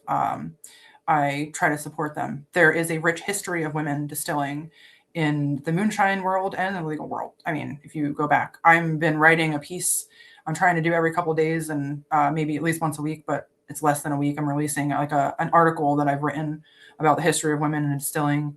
So I try to go back and research and try to pay homage to these women and recreating their spirits, how they would have done it. There's lots of women in the history of distilling, in modern day moonshining. When I first came into moonshining, I did not see a lot of women doing it. And in the years I've been doing it, I have seen more and more women do it. And I love that. And I am so proud of that fact. And it's really modern day moonshining is home distilling. It's hobby distilling, right? Just like brewing beer. And that's what it really is on the scale that most of us are doing it. I just see lots of women doing it. And I love that aspect. When I began distilling, I did not know that I had any family history of distilling, but I teach most people that most likely we all have a family member, if you go back far enough, who distilled, because it was a necessity of life. It was how medicine was made. It was how crops were preserved. Almost everyone distilled at some point in your life. You go back to wherever your family immigrated from. In that country, there was a point in time where there was no liquor store. They didn't exist, right? So it was just made at home. And I didn't know who in my family had distilled. And I was with my grandmother. I spent a lot of time with her. Her name's Bryant. She's a saint, and I love her. She's one of my best friends. She's 93 years old. When I'm not working, I go and I stay with her for like a week at a time. Always, we have slumber parties, and once a month I'll spend a week with her. She is one of my best friends. But I was with her, and her cousin, who is also about her age, is a historian, a family historian. And he came to me at a family event, and he said, "This needs to go to you." And he gave me a manila envelope. And I was like, "What's this?" And he's like, "This was your great-grandfather's. It was my grandmother, Miriam's father. He distilled, and he made alcohol. And in that envelope was a book of recipes. And along with that came a rich family history where my grandmother, when I went to go on the Moonshiner show, I called my grandmom first because my dad was no longer around. So it's not like I could go to him and ask him for advice. So I called my grandmother, his mom, and I said, "Grandmom, I'm going to do this really crazy, really insane thing. I'm going to go on television, and I make alcohol. I make moonshine." She didn't know what moonshine was, right? I told her I make alcohol. I said, "If you don't want me to do it, I won't do it." And she's like, I had in my heart practiced this conversation for like a month. And I picked up the phone to call her so many times, and I got nervous, and I hung up because I was so scared to tell her this because it was such a weird, crazy thing. I called both my grandmoms, my grandmom on my mom's side and my dad's side, and I had to get permission from both of them before I embarrassed the family, right? That's what I was thinking. But both of my grandmoms told me, well, this is in our family. So on my dad's side, my grandmom's father did it during Prohibition in Philadelphia on Edgemont Street, which is where I grew up. And we have photos of them holding bottles now that we found. And I have his recipes, which I have recreated some of his recipes. And I just love that. I had done it for so many years. I have such a love and a passion for it. And I never knew where it came from. So yeah, it's cool to find that family history. I think that everybody has something like that in their family if you look for it hard enough. I will say, Sarah, wow. if there was a better answer out there. Amazing question. Yes. Amazing. I mean, and her interview was fantastic. I just want to be her friend. I loved her energy and the person. I just want to be friends with that girl. I watched it. I'm like, she's freaking awesome. She's so cool. Meeting her in person, she is exactly what you saw in there as she is in person. She is a great person to just sit and talk with. So I will say this. There's a couple of things I want to hit on before we let you go. One, you talked about all the people, from either the master distiller competition or whether it was the Moonshiner show. You talked about all the different people that had come in and out of it, that were small distillers that are trying to get their presence known, that you wish that other people would hear about them and learn about them. If there is somebody out there that has their own, and we'll do it so we don't get them in trouble, legal distillery, that they're wanting to get their name known, send them our way. We'll do the same kind of conversation with them. That way we can let people know all about them. Yeah. Feel free to do that. The second thing is, when I would love to get you back on here again. Just watching the chats, there are so many questions in the chats that we'll never get to tonight. I know. There's a lot. I would love to get you back on here tonight or some other night and just go over some of those questions and, talk about just different experiences. We've already got your history in. Let's talk about, just fun history, fun facts, fun experiences that you've had. Yeah. This is a different kind of podcast because that's what I normally do. It's what I do for a living. I talk about history and science and my life experiences and my experiences in my career distilling, and that's how I teach. So I'm great at that. This podcast had me nervous because I'm like, they're going to ask me questions about my teenage years, my personal life, my childhood, and I was We want to know who you are. I love how you guys do it. It's respectful. And yeah, I'd be happy to come back. It's just the way that you can convey your interview I really appreciate. And I'm grateful that you had me on. It's an honor to be grouped in the grouping of women that you guys chose. I had another friend of mine who is pretty big in the distilling industry. I admire him quite a bit. I won't say who he is, but he sent me a text message with a picture that you had of the 4 women, and I hadn't seen it. I had no idea. I just agreed to do your podcast, and he sent me the photo in a text message, and he was like, holy crap, like freaking A, right, this is awesome, good for you.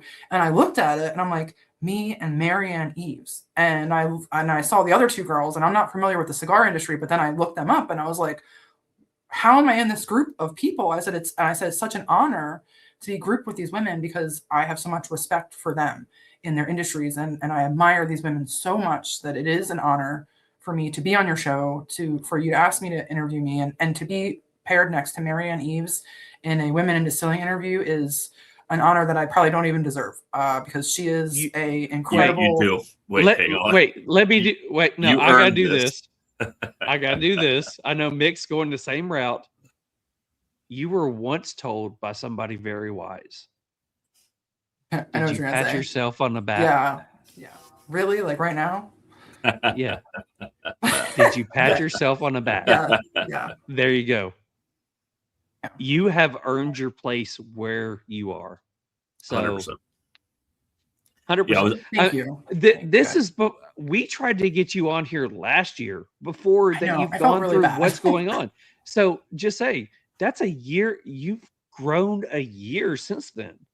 Yes. Yeah. I've gotten Pat so much. yourself I yourself accelerate on the back. so much. Yeah. No, Thank you. I'll be honest. Like we just wanted to hear your full story because everybody knows you from the show, and we've watched the show and we've watched some other, but we wanted to know you, and that's really what we try to do in this show. And like Charles said, you've absolutely earned your spot, and you're obviously a big advocate for women in whatever industry they're in. It's in to push themselves forward and succeed. Give yourself some credit. I mean, honestly, we're big fans. We do want to have you back on. I did have one or two things quick to touch on as well. I always say this at the end of an interview. If you ever have anything you want to promote or push out, you're part of the Real Smoke family, whether you like it or not. You're now part of our family as well. So like anything you want to push out, let us know. Send me a t-shirt.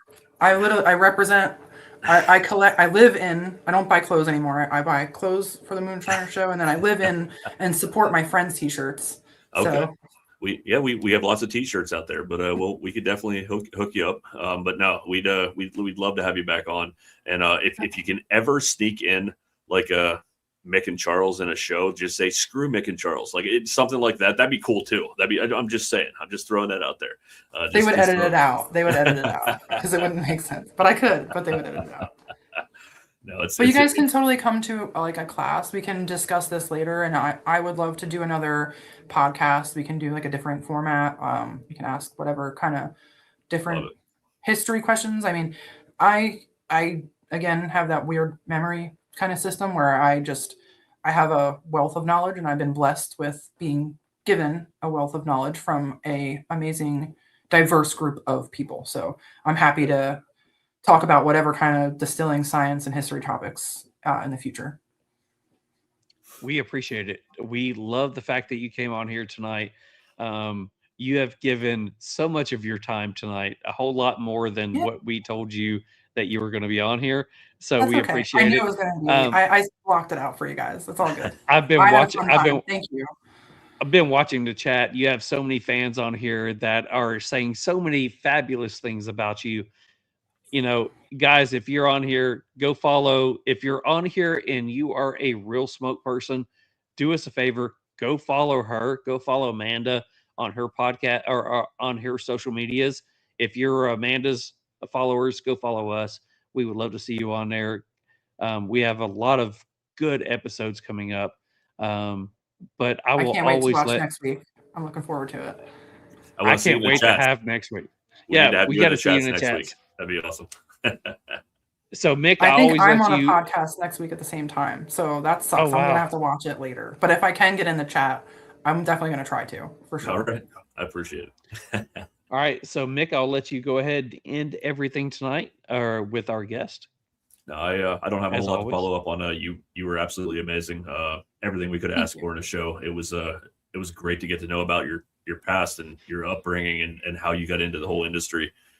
Keep fighting for. I mean, obviously you're a strong woman and you've proven yourself every job you've ever had, and just keep doing what you're doing. And we're excited to see where it goes because I know you're just one of those people that won't say no or take no for an answer. And I appreciate you greatly, and nothing but success. And we will support you every way we can. So I appreciate you being on. I appreciate it. And thanks everybody who's in the chat and watching this whole time. Thank you all for tuning in and supporting us. Very much appreciate you all. All right. So thank you so much for being on here. We'll see you next time. Thank you guys. Peace out. Be good. Yeah, peace. All right. So like that, episode 68 is in the books. So we had a few like key breaks, poor breaks, a couple good breaks. We had a couple. It's all We'll good. It'll be fine. So we do have a couple things to get on here. So if you're still watching and you are one of the Real Smoke people, make sure you type in hashtag Real Smoke. You have to be live in the chat to make sure that you win a prize. If you happen to be one of Amanda's awesome followers, if you want to win a chance to win some cigars from Cigar Vault Oakdale, type in hashtag Real Smoke. We'll make sure that they get out to you, but you have to be live to win that one. So we do have a couple of different things to do. We have a cigar review to do. We have a some prizes to give away, and we have some Meanwhile in Memphis. So we have a couple of different spots left. Let's go ahead and jump into those and get those over with because it's been a long night, but it's been a good night. I would not have traded this one in for anything. It's been so good. Amanda was, I mean, damn. Amazing. The girl needs to go on more podcasts. She said this is the first one that she's done like this. She needs to do more. Just say it. She's amazing. Represents every time. Represents. All right. So what's next? We do have cigar review, I believe. Ooh. So if you guys don't know, one more time, let's go ahead and go over the cigar that we did tonight. I will say, with all of the weird stuff in the back end on these, like seeing like the different, I guess, big pictures, small pictures. Sorry, it's hard to find the images. Tonight we did the American Viking cigar Unkillable. It is the cigar done by Tim Swanson with Cigars Daily. We did review that one. He pushed that cigar out to be such a good cigar, so we wanted to know what it was like. Yep. So we ended up reviewing that cigar for tonight. So tonight's cigar review is brought to you by Cigar Army. I cannot find Cigar Army because everything on here is completely different than normal. Tonight's cigar review is proudly sponsored by Cigar Army. The Cigar Army is a community brought together by their shared love of cigars, but bonded by something much deeper, their mission to give back to those in need. Through Operation Give Back, they honor the courage and dedication of our military and first responders, both active and retired. Their bravery and selflessness make the freedoms we enjoy possible, including this very moment to sit here, share a cigar, and connect with our Real Smoke audience. Every puff carries a story. Every draw is a tribute to their sacrifices. This isn't just about cigars, it's about gratitude, about compassion, and about giving back to the heroes who shaped our lives. Join them in the mission to make a difference, one cigar at a time. Check them out on Instagram at Cigar Army 3 or search Cigar Army on Facebook. Together, we can turn our passion into purpose. Huge thanks to the Cigar Army for all your sponsorships. We love everything that you're doing for the cigar industry, as well as all the different givebacks that you guys give away. We love what you're doing. Amazing. So thank you so much. Amazing. So Mick, you have the first part of the cigar review. Let's go ahead and do that. Sure. Let's do it. All right. So aroma from the body, I got light hay, oakiness, and light cocoa. Aroma from the foot, I got natural tobacco sweetness, hay, and raisin. Taste from the cold draw, I got light cocoa and raisins.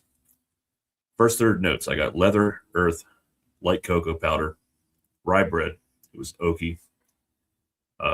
Retro was light black pepper and cocoa. Second third notes, I got leather, dry earth, milk chocolate, rye bread, and again it was oaky. Retro was black pepper, chocolate, and a little bit of oak. Final third notes, I got toast, leather, earth, dark chocolate, touch of cinnamon, oak, black pepper. Retro was black pepper, chocolate, and woodsy. So I will say the slightly uneven burn. I had like 2 touch-ups. Draw was a little bit tight for me. I know we talked afterwards, and you said yours was great. So my mine tonight was a little bit better than the first one. But I would say it was a medium plus. I don't think it really hit that full like everybody said, but it was still an outstanding cigar the whole way through. Great flavor profile.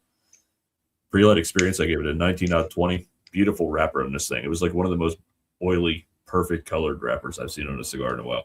Flavor enjoyment, 13 out of 15. Construction characteristics, 27 out of 30. Smoke production, final thoughts, 31 out of 35. And I gave it a 90. You gave it a 90. All right. So I'm looking at Amanda. She's still in the green room. She's listening. She's like, what are these crazy people talking about with cigar flavors? Nerds. I will say, yeah, nerds. Wait. Is she's still in there? You said she needs to stick. She needs to stick around for my Meanwhile in Memphis story. If you have like another 20 minutes, or 15 minutes, you need to stick around because she's like engaged right now. I'm just looking. The Meanwhile in Memphis story, it'll be great. I promise. Just saying, for somebody who's into whiskey and stuff like that, cigars have a lot of flavor notes as well. So let's go into mine really quick. So aroma off the body, manure, sweet tobacco, fruit. I got a lot of peach note to it. Aroma off the foot, sweet tobacco, fruit. Aroma, taste off the cold draw, sweet tobacco, cocoa powder. I will say that we hit a lot of the same notes this time. Okay. On the light notes are earth, oak, slight sweetness. Into the first third, the palate oak, dark chocolate, coffee, and a slight sweet cream, and a slight spice at the end. The retro is dark chocolate, black coffee, slight sweetness, and a black pepper. Draw is fantastic. Burn is razor sharp. Ash is tight and clean. And again, if you guys don't know what I mean by tight and clean, when I smoke the cigar, I do not have to wipe ash off me. So the ash is tight and clean, and holds pretty much past the third. I've got on here, it held the third. It held well past the third. Smoke is thick and chewy. Finish is medium long and leaves a slight sweet note, medium plus in strength. Into the second third, notes up front are coffee, chocolate, tobacco sweetness, a slight spice. The retro is coffee, oak, chocolate, a slight nutty note, and a soft pepper. The draw is still great. Burn is fantastic. Ash is clean and stacks dimes. Finish is still medium long and leaves a sweet tobacco note on the palate, but a slight spicy note on the lips. Strength is about a medium plus, maybe a minus, full minus. The final third notes is all sweet notes are gone. Notes are espresso, oak, earth, and on the palate, the retro is a nutty earth, bitter coffee. Draw, burn, ash, still all the same. Sorry. Excuse me. Finish is enjoyable. I gave it about a full minus in strength. So going into pre-light experiences, I gave it a appearance. I gave it a 9 out of 10. Aroma off the cold draw, aroma and cold draw, 9 out of 10. Flavor enjoyment, a 13 out of 15. Smoking construction, again, second week in a row, flawless construction. I gave it a 30 out of 30. Smoke production and texture, I gave it a 5 out of 5. Overall experience, a 17 out of 20. Would I smoke it again? 9 out of 10. I'd buy a box. The biggest thing that I wanted from this one was the flavor enjoyment was there. It was a great cigar all the way through. But what I look for in a great cigar, this was a good cigar, a very good cigar. What I look for in a great cigar is that I'm taking on that trip. Yep. Change. I want to go on that trip of different experiences. Yep. Just like with whiskey, I want to go on a trip of different enjoyments. This one was great flavor, but it was the same flavor throughout. There was a few different changes, but it was the same flavor throughout. So, 92. I gave this one a 92. You gave it a 90. So this one, Real Smoke Podcast gives the American Viking Cigar Company the Unkillable. Mick says 90. I say 92. We average that one out to a 91. So the American Viking Unkillable gets a 91 from the Real Smoke Podcast. Great cigar. I agree completely, man. I could not have said it any better myself. It just did not really change the whole way through. A couple nuances here and there, a couple little flavor notes that I picked up on, but man, great cigar. Would I buy it again? Hell yeah, I'd buy it again. It was great.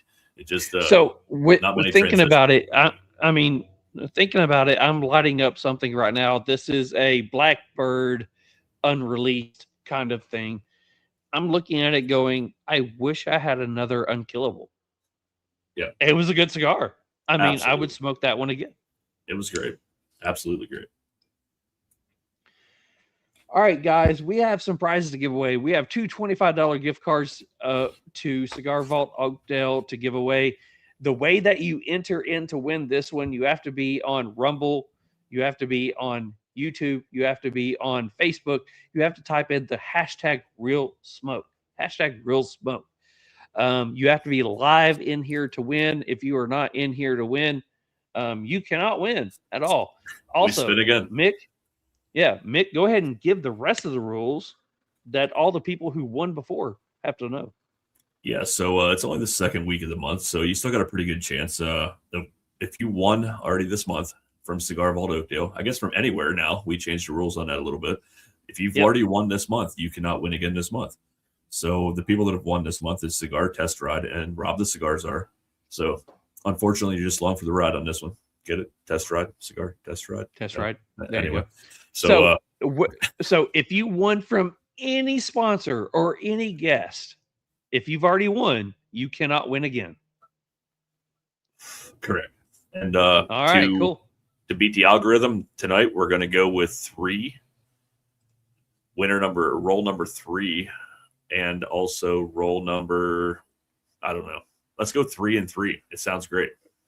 3 and 3. 3 and 3. So on here, you see that we do have episode 68 with Amanda Bryant. We do have hashtag Real Smoke, and we do have exclude winners when doing multiple draws excluded.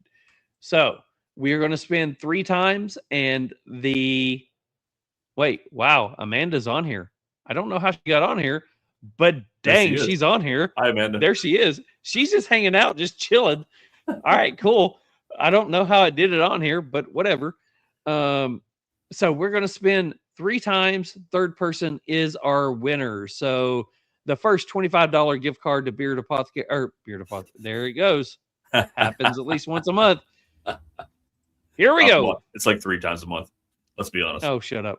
Shut your evil mouth. I gotta mess with you a little. I gotta mess with you a little hologram because you stole all my questions for the first time ever tonight. It was the hardest show I've ever done because you stole all my questions. Every time I'm like, I have a question, and then you say it. I'm like, damn it, Charles. So anyway, go ahead. Dang it.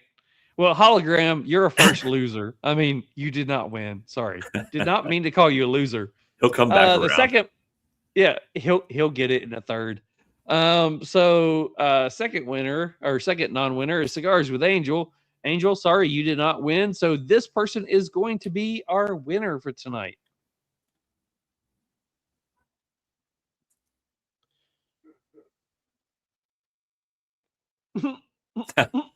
Twice in a row.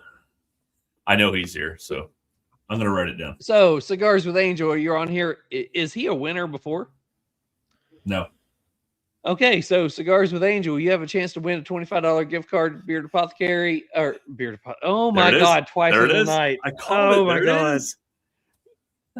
From Cigar Vault Oakdale. It's in my head. You've got it in my head right now. So you have about 10 mix seconds left. Just saying. Am I really going to have to cross this out? Cigars with Angel. No, he says he's here. Okay. So Cigars with Angel, you are here. So we're going to go ahead and draw the next one. So the next one, here we go. He said 3 again. So the first person who does not win is going to be whom?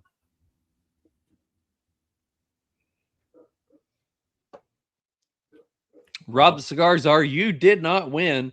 So the second person who does not win is going to be whom?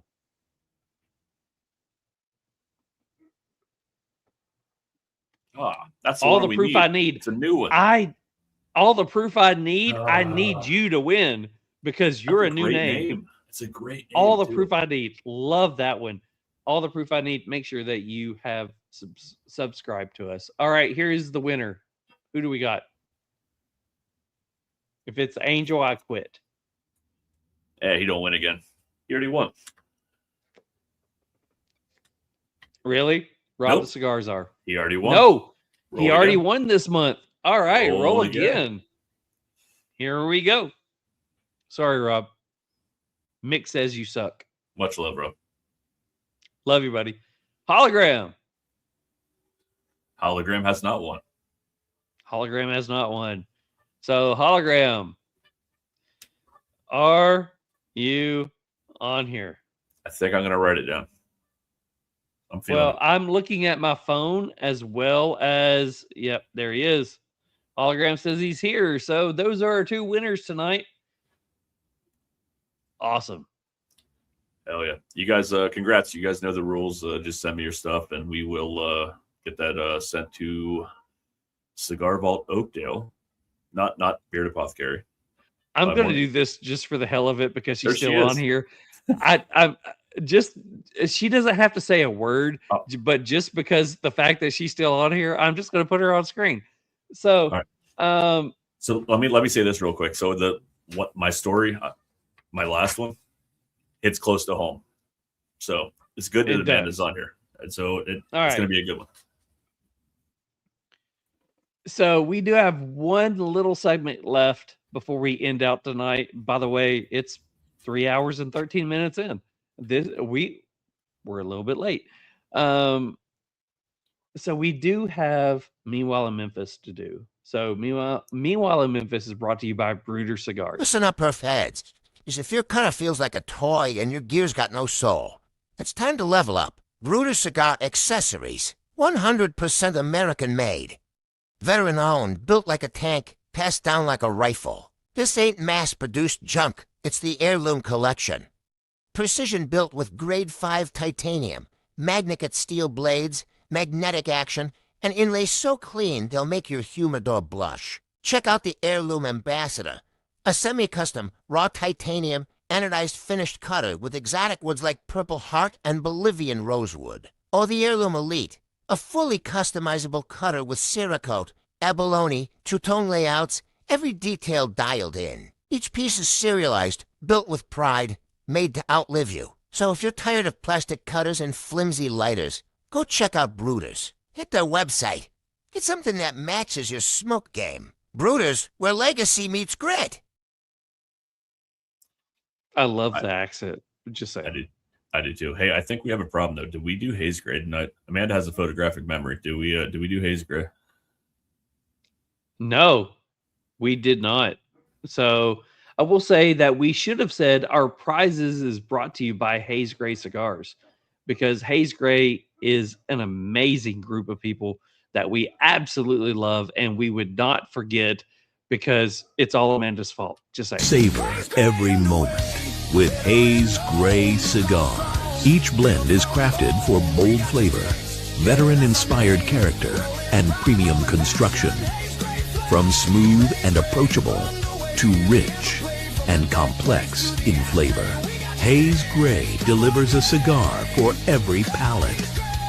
Now available our new release, Irmãos du Mar. Order Haze Gray Cigars online at Fat Boys Cigars and from Wolfpack Cigar Club and the Cigar Vault, Oakdale. Visit our website for a list of nationwide retail lounges and to grab some cool Haze Gray merch to rep our brand. As always, we've got your sticks. So how can you tell that you're part of the Real Smoke family when we're able to go ahead and pick on you and blame shit on you? Just saying. So Mick, it is some Meanwhile in Memphis. It is. Do you have some good stuff for Meanwhile in Memphis?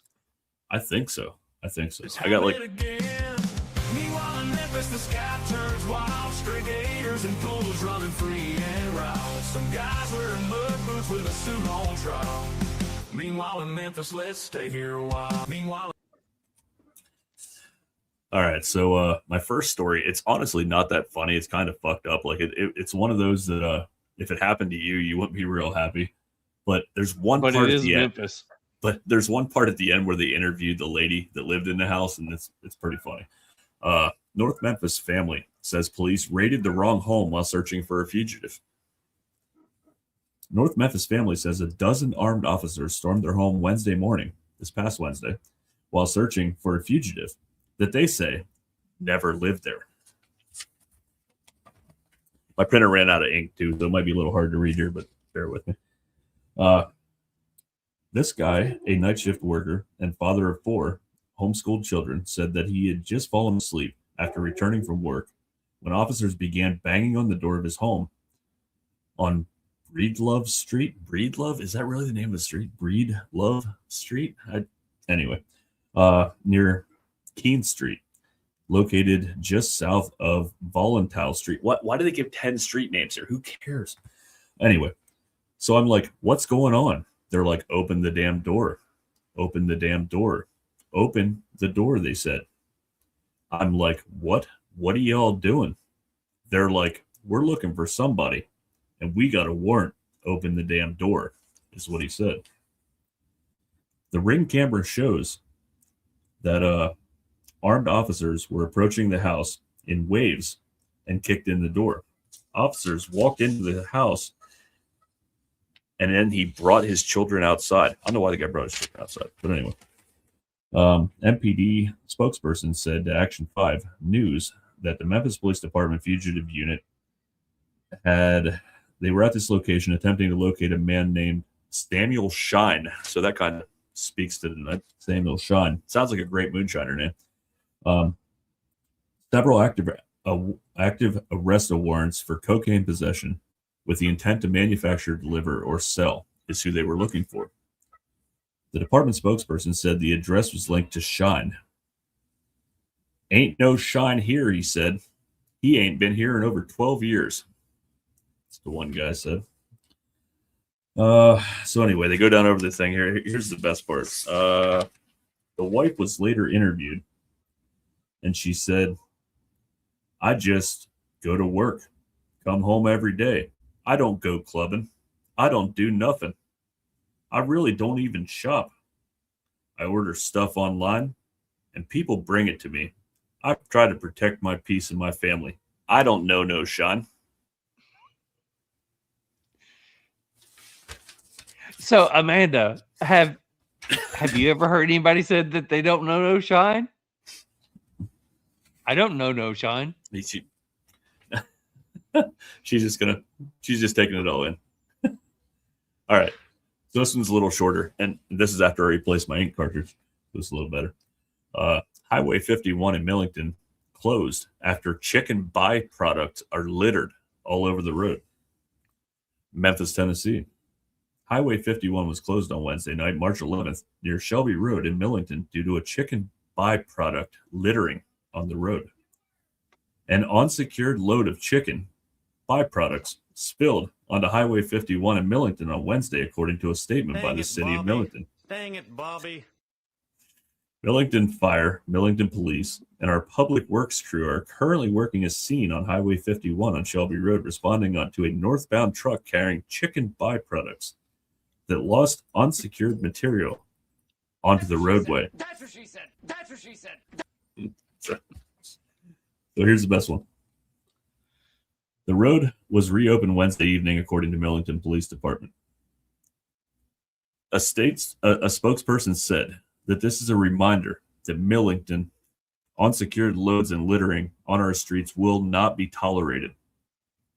Whether it's chicken waste, materials, debris from waste trucks, or even a Taco Bell cup, if you litter on our streets, you will be held accountable. The driver of the truck responsible for the spill was stopped by authorities. However, he was not cited.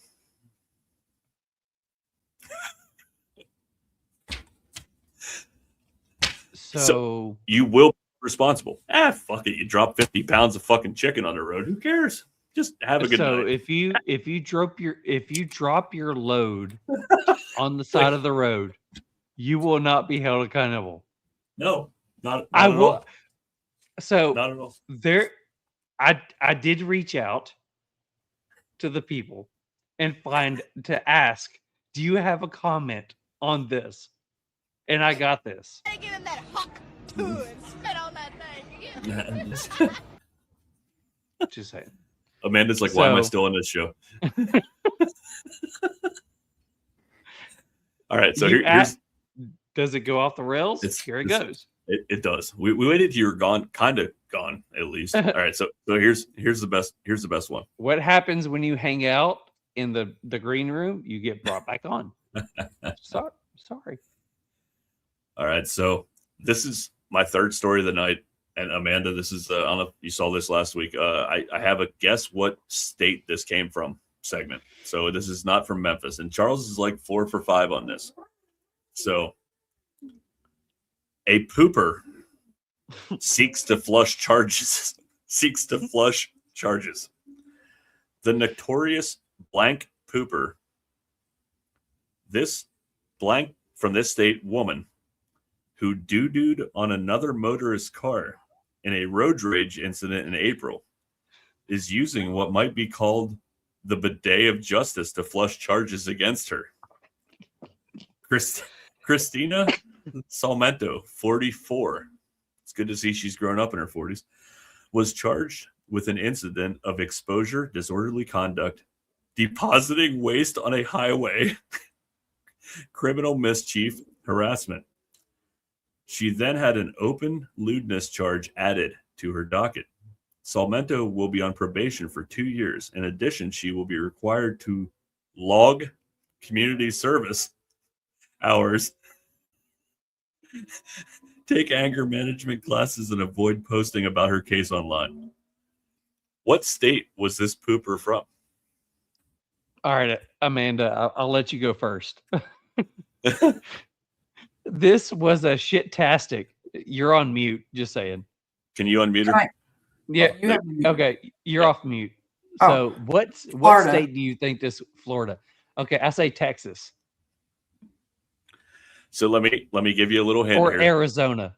The actual name of her case was called the Delco Pooper. New Jersey? What's Delco? I That's think what of Roger Delco in New Jersey. I'm thinking of a business in New Jersey. Pennsylvania. Oh, wow. Wow. Wow, you got me there. There's some. Do not go to do not go to Pennsylvania. The poopers are out there. The wife actually picked that one out, but the Delco Pooper. Yeah, so it's actually down in the Philly area. Yeah, the Delco Pooper. Oh. Yeah. I mean, if you've been to Kensington, it's not a shocker. It's not too far-fetched. I think my favorite part of all these stories it is not a shocker. Writing. It's my favorite part's the writing on this. Like she had to log her community service. Come on, stop it. You didn't need to say that. But come on, the writer was avoid posting on social media. I would have loved to see what she was posting first. I don't want to see what she was posting. Yeah. All right. I mean, I will say that we have had a couple of people end up hanging out in the green room before, after their interview. We have always brought them back on here just to mess with them, have some fun with them. Love the fact that you hung out and you had some fun with it too. So, that's what you're supposed to do. My friends always say, make sure you stay in the green room until afterwards, so we can say goodbye backstage. So that's what I was trying to do. So Mick, can I do something different? Do it. Absolutely. I always give you the last word. Can I give her the last word? 100%. All right, so I'll go me, you, and her. So, guys, I want to thank you so much for being on here. Guys and gals, if you're on here and you were enjoying the show, make sure you subscribe, like, all that wonderful stuff. We'd love to have you on here. Next week, we do have Marianne Eves on here on Tuesday. We do have Michael Herklotz on Thursday. We have a action-packed episodes on both days. Come join us. Come hang out. If you are somebody who's in the whiskey era, come join us and come learn about cigars on Thursday. If you are in the cigar realm, come hang out with us on Tuesday and join us and learn about whiskey. We love the fact that you guys jumped on here tonight. It means a lot to us. Without you guys on here, we would not be on here as well. Thank you so much. Mick, all you. Another amazing night with another strong, amazing woman in her industry. We're not because she's on here with us. I would have said this regardless. We're so proud and so happy that the guests that we have on this month, and I'm so excited to continue this month on, continue supporting. And it's not ever about us. It's about bringing these guests on and getting them exposure, and hopefully we all grow together and just have fun with it. But take time this week, smoke a great cigar, or have a great drink with someone you love. And Amanda, close this out. Well, thank you guys, of course, for having me. This is awesome. I really appreciate you letting me tell my story in a way that I have never done before. And I will be happy to come back. I'll be watching you guys from now on. And thank you for everyone, all the viewers who supported us, because we would not be here without you. We wouldn't be doing this at all, actually, if it wasn't for you guys. So we just be talking. Rock. And I always end my videos with be good. So you guys have a good night and be good. Be good. Take it easy. The smoke is thick, the air is tight. Cigar cigars are lit. Oh, what a sight. Bourbon whiskey, tequila too. This one for Nick.